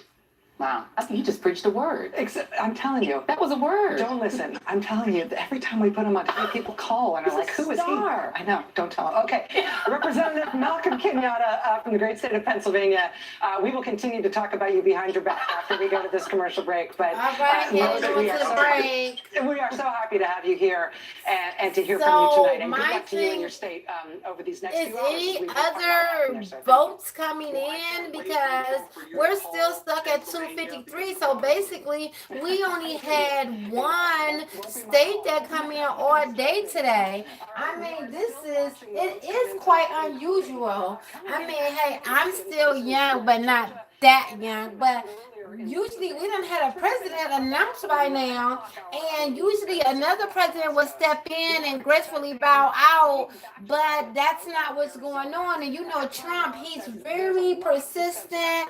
He's going to run it to the near end where it can't be ran any longer, and it looks like we're kind of stuck at 253 to 214. And I just don't know it's going to be a battle. Usually the president that's losing will come in and say, I gracefully bow out. This person is above me this much time. Let's go ahead and give it to the new winner. But now in this instance, that's really not what's happening here. And it seems like we're still awaiting Georgia, North Carolina, let's see. Nevada. Are we doing Nevada? Who else are we waiting on? Pennsylvania? Right there. Does it say Pennsylvania where we're still waiting on Pennsylvania people? Attention everyone on Medicare. Did you know that right now is the answer? Like, we're still waiting on a lot going forward, and I'm just not like, so let's see. And those people, these are big gamers. You know, when Trump got Texas last night, I thought it was a wrap right then, but no, it actually wasn't. It wasn't over when he got it wasn't over when he, just a second, hold on. It wasn't over when Trump won Texas. Then when he won Ohio, you know, they call it the swing state. I really thought, I was like, oh man, he got Ohio. You know, usually Ohio, whoever wins Ohio usually is the winner. But that didn't happen as well. And again, they did not report that much on Cali. Let me see if I can get a pointer here. Can I get a pointer here? So I didn't see many people reporting here on California at all. So I guess they already knew from here to here it was already going to be sold up. And they really didn't go into the details at all. Okay, they touched on Oklahoma. Texas was a big thing. Arkansas, Alabama, North Carolina, South Carolina, and here goes South Carolina. Trump had got South Carolina, and North Carolina was up for grabs, but I think Trump is already going to take North Carolina, but and all the votes haven't came back from there. And again, right here in Georgia is where they're still counting DeKalb County and Fulton County, ladies and gentlemen. Yeah. Yep. So it's just going. It's a lot of red states. Look at all this red here. But it was more about the electoral votes, more of anything, and the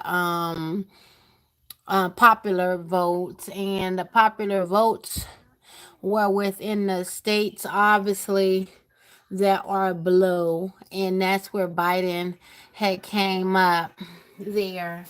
Let's see, what's this? Vermont, New Hampshire, Maine, Rhode Island, Connecticut, New Jersey, Delaware, and Maryland is where he cleaned up at. Oh, and DC down here. He got DC. So, yeah, guys. Yeah. I mean, at any time now, if Trump wants to go ahead and call it and gracefully bow out, he can do that. But we are definitely talking about Trump here. Trump is a fighting, betting person till the end. So, he's still very optimistic about this. And, to him, he feels as though people are still finding votes, and the American people, and they have lawyers on each side, y'all. They have people on top of people there that's counting the ballots, and lawyers there on top of other conservatives and people that's supposed to be there counting, and they're saying they're not finding votes, they're just counting votes, and it's so many votes, and they want to make sure they get every vote in. So that's what's going on still to this time. All right, y'all, we about to turn it back up. Here we go again, guys. Okay. From Maricopa County in Arizona. And the situation here is Joe Biden has the lead. They have the votes that come in sort of by voting method and voting time. So we're getting we had the early vote, we had the vote that was cast same day. Now there's sort of a hybrid bucket that's going to be coming out. And there's a big question here. There's real suspense. Are these going to be Trump-leaning votes? If they are, then Donald Trump's going to have an opportunity to eat into that lead that Joe Biden has right here. And you look at the electoral math, Trump's got to find a way to win Arizona if he's going to hold on as president, or are these going to be more Democratic votes, in which case Biden could pull away and win the state? Steve Kornacki, thank you. By now, all of us have heard that the Trump campaign has begun a court offensive to try to stop the votes from being counted. Lawsuits brought by the Trump campaign in Michigan and in Pennsylvania, and tonight a new one in Georgia. What you should also know, though, aside from whatever the Trump campaign is doing in the courts, is that there's another really consequential court drama that has been playing out over the last 48 hours, affecting thousands of live ballots. And it has to do with the post office. The Trump administration has been in court playing defense as a group of powerful civil rights organizations bring top flight legal firepower to bear on their lawsuit to try to get ballots stuck in the mail service delivered so that they can be counted for this election. The fight is ongoing. It is not just some backwards looking thing about what the Trump administration should have done before Election Day. These are ballots that could still make a difference in states like Nevada and Pennsylvania and North Carolina. If you've got ballots that were postmarked before Election Day, they can still be processed if they're received up to a certain point after Election Day itself. Those ballots are potentially in play as civil rights groups fight to free them from the Postal Service that has them stuck within it. Joining us now is Sherrilyn Ifill. She's president and director counsel of the NAACP Legal Defense Fund, which is currently suing the Trump administration over these delays in the postal system. Ms. Ifill, thank you so much for joining us tonight. I bet you haven't slept. I appreciate you making the time to be here. Not at all, but our lawyers on the front line have slept even less than I have, so I'm good. Well, tell me about those lawyers on the front line and this lawsuit. Obviously, we all expected there to be small armies of lawyers fighting all sorts of fights in the aftermath of this election and as votes were starting to be tallied. But this is a fascinating case to me. This is the Postal Service, which has gone through such drama with the postmaster, the Trump donor who is assigned to that position by the White House, and then very quickly seemed to monkey wrench the operations of the Postal Service. Today, the judge hearing this case threatened to bring him personally into court, haul him up to explain, while the Postal Service is even defying the court's orders in this case.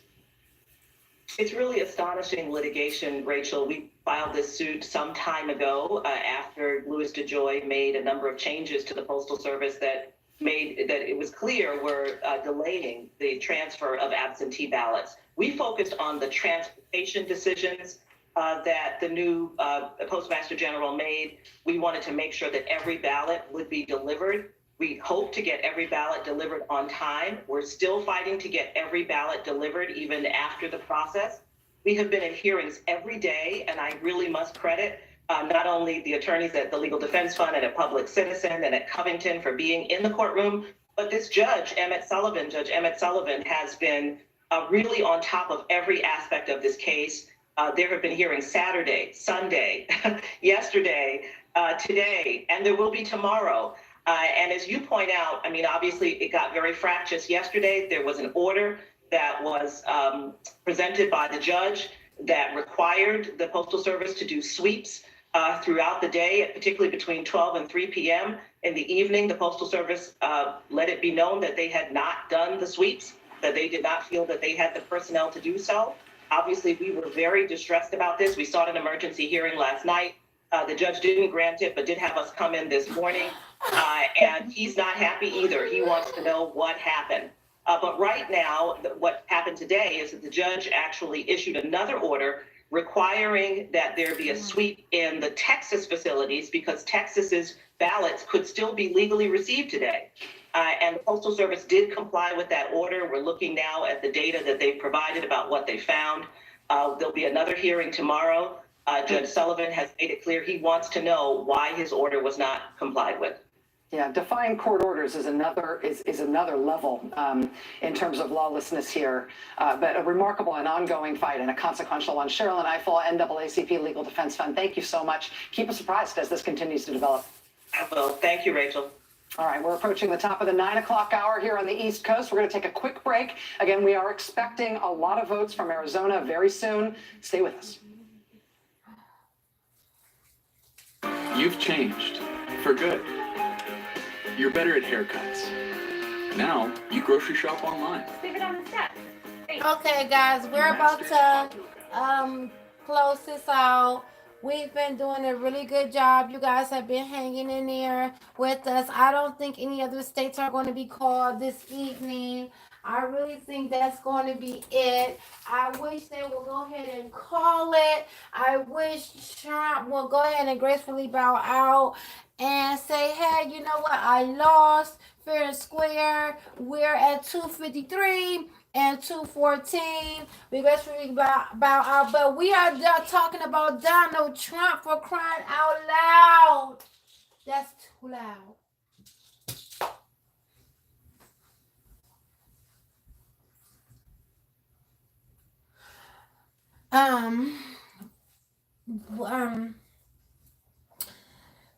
Well, we're talking about Donald Trump, and he's very, very persistent.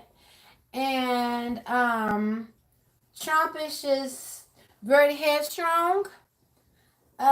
He doesn't take no for answer. We all know that. We do know he's a businessman, and he keeps trying to go and push it till he gets the answer he wants and a lot of his business deals.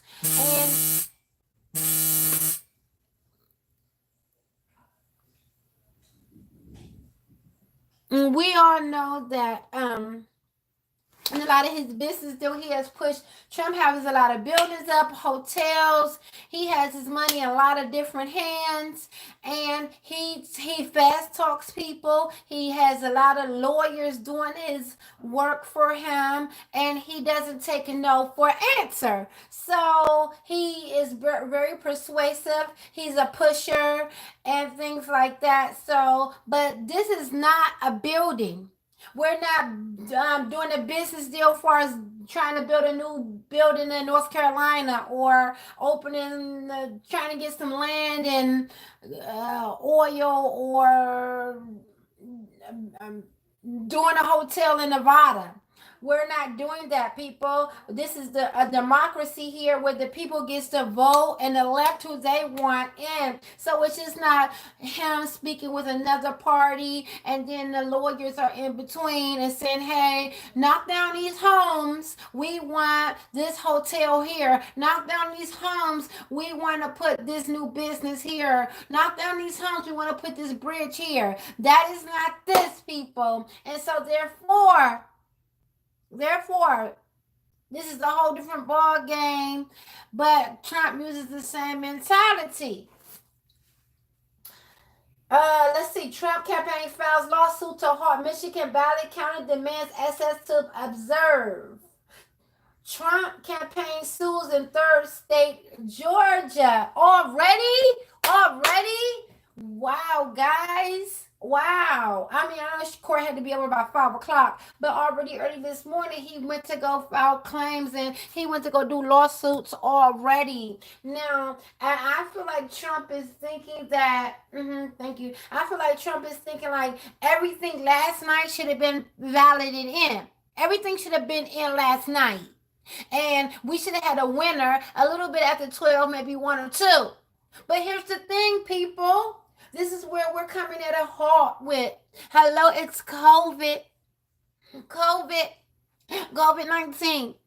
So therefore, example, if you lost your license, I didn't mean like you lost it by your driving record. I mean, if you lost it outside on the ground or something like that. And if you go into DMV website and you try to, you can't just, someplace you just can't go in the DMV anymore and get a renewal of a license. No, it's COVID.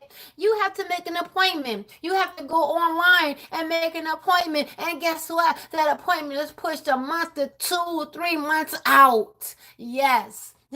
This is facts. All of this is a result of COVID. If you want to make a doctor's appointment or eye appointment, you cannot get on the phone and make an appointment for the next couple of days or next week. No, your appointments will be pushed out to next month.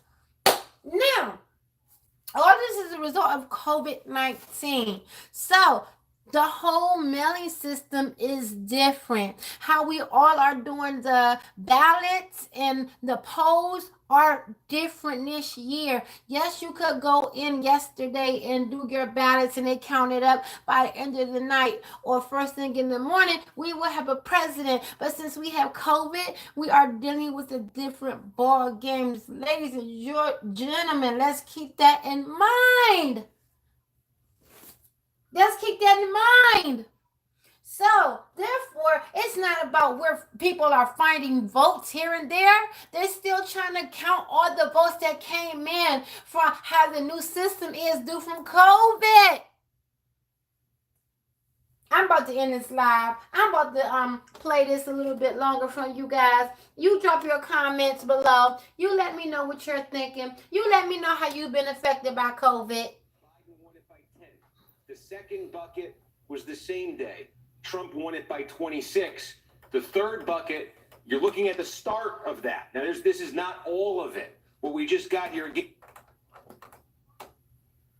they said there's about 400,000 and change to come out of Maricopa County. So we got 75,000 of 400,000 plus out of Maricopa County.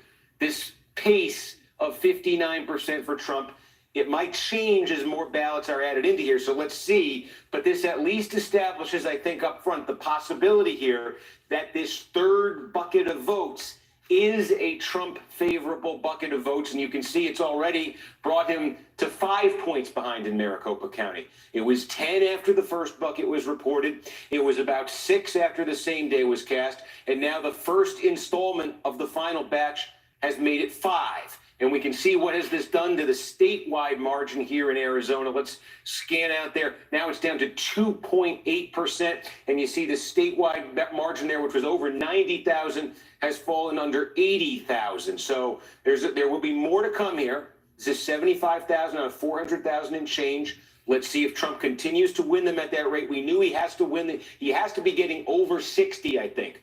This is a little rough here, but I think he's got to be over 60 with this final batch of votes when all is said and done, if he's going to overtake Biden. So to be continued. We do expect, by the way, tonight, it may be in a couple hours, we're being told, the indications are, we do expect a second batch of what I just showed you. So the reason this is crazy is because while you were explaining this to us earlier in the hour, Steve, you were very clear on this idea that a 60% threshold is what we should think about in terms of whether or not this could potentially be good enough news for President Trump that it would put him potentially in the lead in Arizona. If he's coming in at 59%, I mean, we're talking about potentially ending up at, I mean, if things go this way, we are looking at something that looks very close to a tie.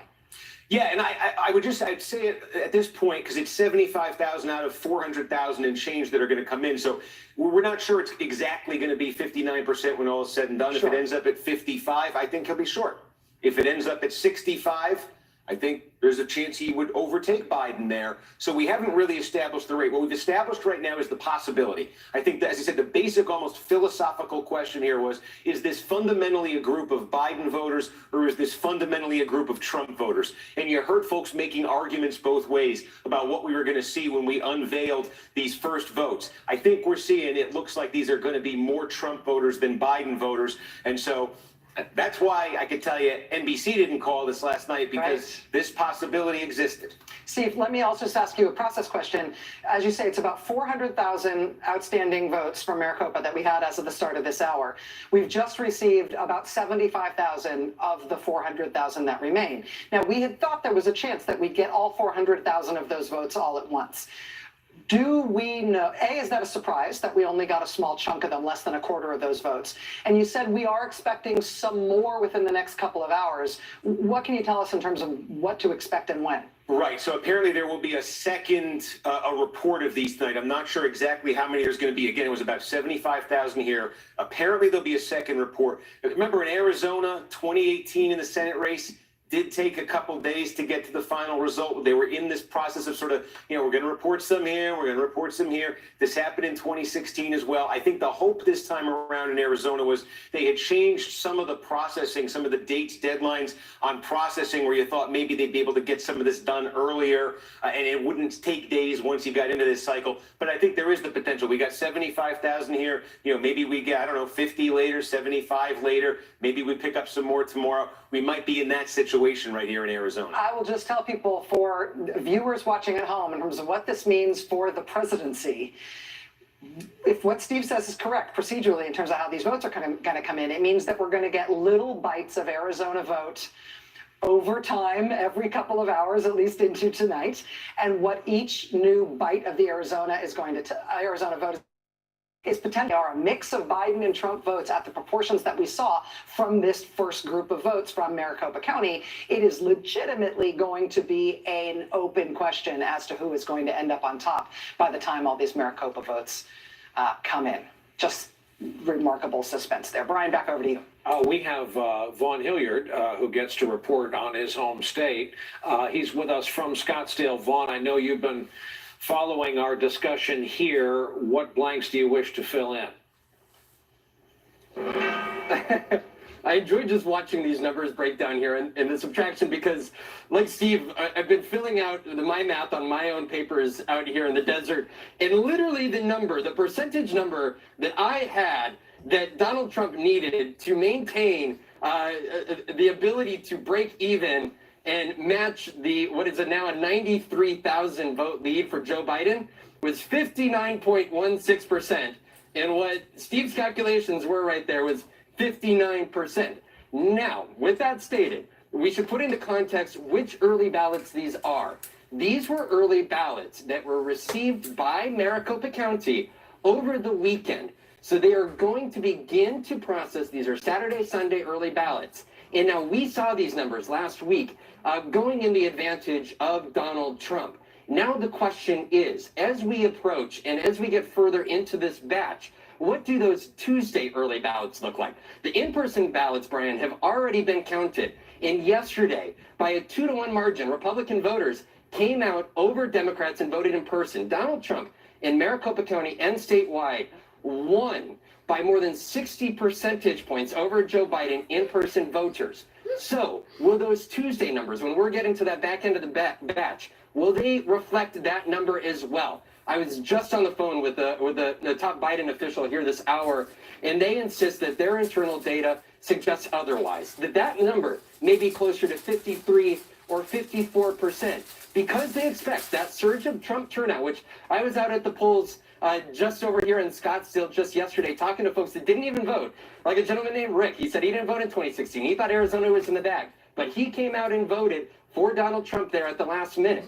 But that Biden official telling me that they believe that there is a good swath of Democratic voters who traditionally get their early mail-in ballot in the mail, and because Democrats urge voters not to send it into the mailbox, they encourage them to walk it in. And that is what they are hoping is reflected in these Monday and Tuesday totals. They hope that 59% doesn't hold. when we're talking about this later end of the batch, and that number is closer to 53 or 54%. If that is the case, then Joe Biden holds on. But if Donald Trump remains at that 59% margin there, we're going to have some fun ahead here, Brian. Crazy that we're talking about motivation, voter moods, how much of the media message not to use the U.S. Postal Service got through to people, how crazy it is that our Postal Service was weaponized against mail carrying during a pandemic, during an election season. Vaughn Hilliard, Scottsdale, Arizona. Rachel, back over to you. We're going to bring into the conversation now Ari Melber, MSNBC chief legal correspondent, the host, of course, of The Beat with Ari Melber. Ari, thank you for joining us tonight. We are talking about the vote coming in and the process by which the vote will come in, the timing, the balance of votes that's coming in, and it's sort of feels like it's getting increasingly dramatic over the course of the night. That race in Arizona, obviously, is still too close to call. Right now, you can see the difference between the two candidates and how tight it is. If the Trump campaign, Ari, decides that they want to sue Arizona to stop the vote count there, if they take the lead, or even if they don't, and they decide to sue to try to stop the count the way they have done so already in Michigan and in Pennsylvania and Georgia. There was an interesting statement today by the Arizona Secretary of State, Democrat Katie Hobbs, who said that President Trump and his campaign actually don't have a legal pathway to stop the count in Arizona. Do you think that she is right in saying so? I think that sounds right. And it's a great question, Rachel, because as you've been reporting, the Trump campaign is now moving before we have final results or anyone putatively at 270 to try to sue everywhere. Candidates who are winning don't sue to change the results. Candidates who think they're losing sue. That's why we have this Michigan case, as you mentioned, and these other cases. The extra thing that I think is worth reinforcing that you mentioned is you have the Trump campaign illogically trying to sue to stop voting in a place where they're down. Now, everyone remembers in Florida 2000, Bush was up, so they sued to stop counting, in that case, recounting, to hold their lead. I can't underscore enough the complete illogic and perhaps confusion of the Trump legal strategy tonight at this important moment, an inflection point, that they're suing in places where they would hurt themselves. The legal terminology for this, if they actually prevailed in Michigan, would be congratulations, you played yourself. No. And we spoke just hours ago to the top elections official in Michigan, Secretary of State Benson, who said, to be clear, this suit has not changed a single vote there. In Arizona, I don't think they have a hook to change it. And in some of these other states, Rachel, what the Trump campaign has invoked is basically rules about oversight, like the people who might watch the votes or issue a challenge. But that doesn't get you into most courts or to the Supreme Court alone. For that, you need something like these mail ballot issues we've seen. So on that point, Joy and I were talking about this on set earlier, just a few moments ago. Joy and I were talking about the observers issue and whether or not that is a smart grounds or a legally sound grounds on which to pursue these cases. The Trump campaign has announced these lawsuits in Pennsylvania and Michigan trying to stop the vote count, but they've got specifically these claims about whether or not their observers are being allowed to see what they think they ought to be able to see.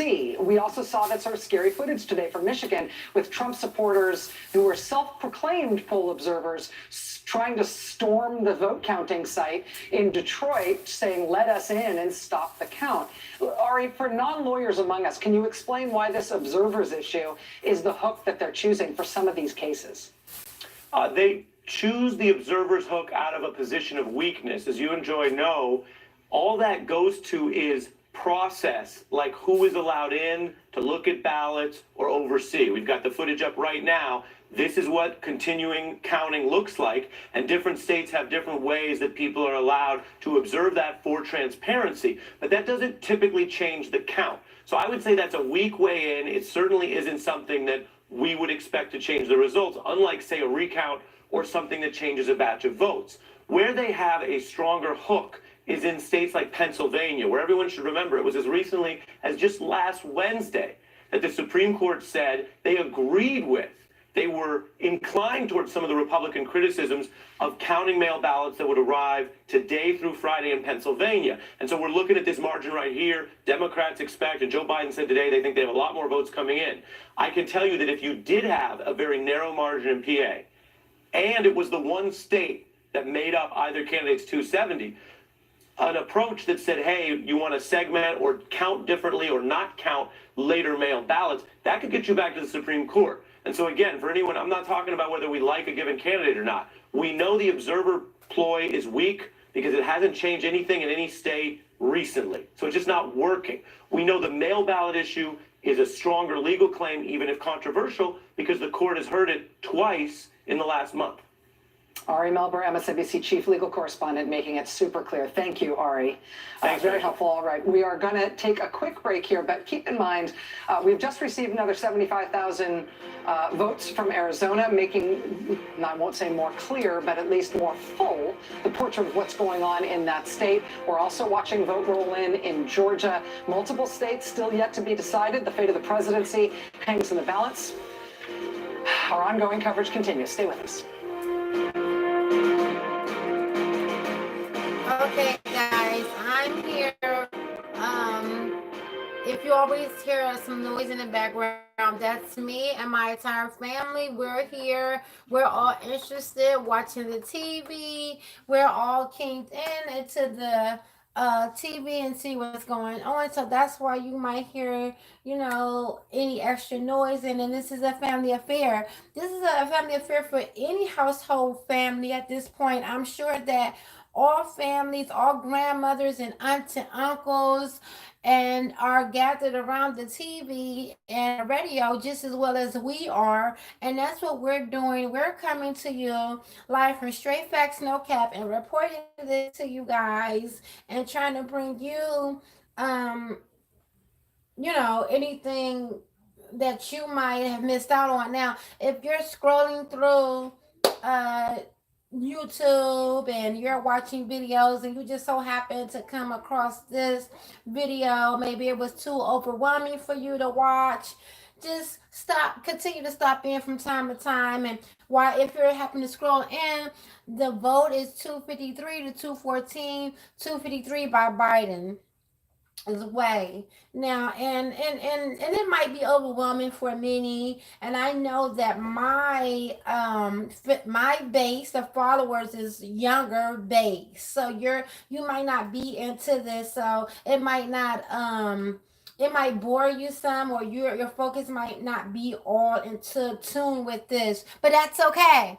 Just tune in from time to time because I'm rolling this bad baby one out. So you want to go flip through your other stations or watch other videos, just look up from time to time and come back here because I'm bringing you straight facts, and that's no cap. And I'm just be bringing you the updates of what's going on from time to time and detail. Now, don't be gone too long, and when you do stay at least a minute to 3 minutes.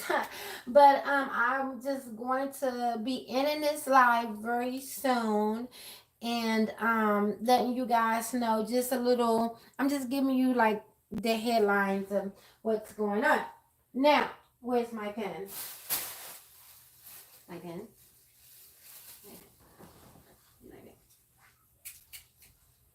Now, okay, so now people, we're going to go back over it again. Now, this number has now changed to 240 to 253, and this number right here is still the same. Now, we're still waiting on this vote here, North Carolina and Georgia and Pennsylvania. This is the votes that we're still inclined waiting on. Again, we have in Vermont, New Hampshire, Maine, Rhode Island, Connecticut, New Jersey, Delaware, Maryland, and DC. Thank goodness I can spell know the abbreviations of the states, huh? Good gracious. School is important, people. School is important. Okay, all jokes aside. These are all blue here. These are all the states that Biden has won here, and there. Okay. And these are all the states that Trump has won here, here, here, here, here, here, here, here. And so the key test states are Texas, Ohio, Georgia, Pennsylvania. Let's see what else. What else? I think they're trying to say Nevada is going to be a swing state, guys. I'm not too sure about that, but yeah, we're still counting. So now at this point, Trump and his team of lawyers had to take Georgia to court. They took Georgia. I think they took Missouri as well. They took Missouri and they took the Georgia to court because they feel as though that they're doing something funny with the ballots. And the truth is, y'all, due to COVID, everything is done different now and everything is pushed back. So that's what we're really truly dealing with. And I feel like it's kind of a spit in the face because all the people that's there not getting into sleep, that's really not eating properly, and anything else that's sitting there constantly, continuously counting these votes. And then the next shift, the people that has to come in and count these votes. I think that's real inconsiderate. All right, y'all. We're about to go back to the boards. They're back and let them continue on. Sitting on a 93,000 vote cushion. So this first batch we got from Maricopa County, the big one there in Arizona, brings the Biden lead from 93,000 down under 80,000 with more to come. The indications are that we will get one more report of a big bunch of votes from Maricopa County tonight, but probably about 12:30 a.m., 1 a.m.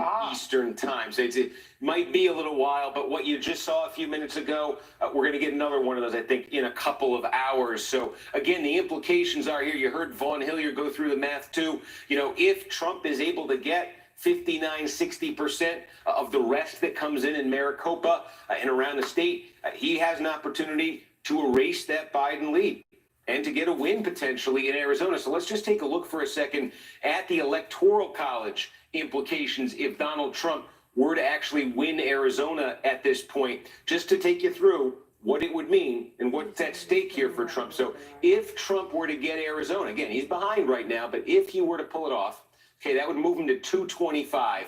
What would the path to 270 be for him? He would need to get Alaska. That one is a state where he's leading the vote so far, but it's not yet called. But he would need Alaska and those electoral votes. You have Nevada reporting, we think, tomorrow. Trump is behind there. The ballots that are due to report are not expected to be favorable to Trump. We're not going to touch that one for now. Let's say that's not part of his path. That means he would absolutely need Georgia, where we showed you he is trying to hang on up by less than 40,000 votes right now. A lot of Democratic votes coming in. He would have to hang on in Georgia. That would put him to 244.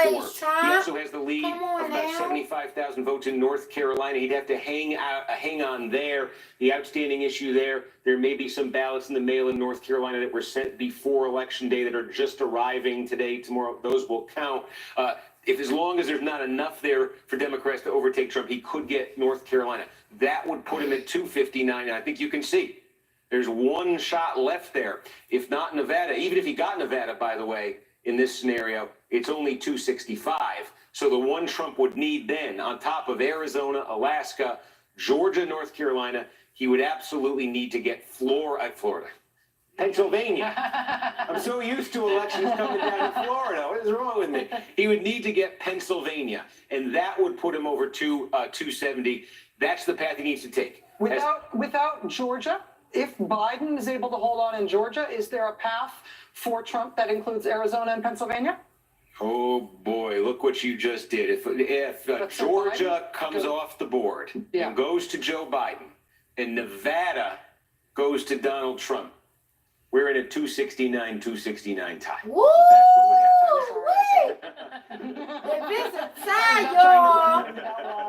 I'm very Stop sorry. breaking Steve. I think I just aged 20 years. I'm sorry. I take it all back. Thank you, Steve. Yep. And that's when Steve Kornacki went into power save mode. With that in mind, let's bring in our friend Nicole Wallace. Yeah, Nicole, we miss your here, but we applaud parenting. So you've got that going for you. First of all, where are your head and psyche as we talk about these outstanding states? And second of all, when do you want to have the discussion about how the Democrats might have gotten their audience wrong in a slew of races around the country? And the second one feels a little, I think we wait for the shank of the night for those conversations. All right. Let me tell you what I'm hearing from three orbits about Arizona. First of all, from the Biden world, they are feeling good about Arizona. Two news organizations have already called Arizona for Joe Biden. Doesn't mean they're right, but it makes you feel good on a campaign. Trump world has been flashing yellow about Arizona since Bill Stepien took over from the other guy. The diagnosis from the new political regime in Trump world was that there were three things working against Donald Trump in Arizona. One was demographic changes. The other was a 5-year-long war against John McCain, who was very popular in Arizona. And the third was the impact of the Trump really hardline Arpaio immigration policy in a state that was trending in a different direction and sort of started as a John McCain Republican state. The third orbit that I've heard from tonight is McCain's former Senate staff world, and they said to watch the independent vote and the way that comes in, and that it's got a vibrant, obviously, Republican Party, there's a Democratic vote, and then there's a lot of independent vote there that they think should come in for Joe Biden. So as we watch Arizona, that's sort of the view from all three camps. I'll add this about the recounts. I just hung up with. Okay, guys, it looks like it's going to be a long, long night. I just want to thank you guys for being with Straight Facts No Cap. They're talking about ties at this point, and they're still going to fight it out.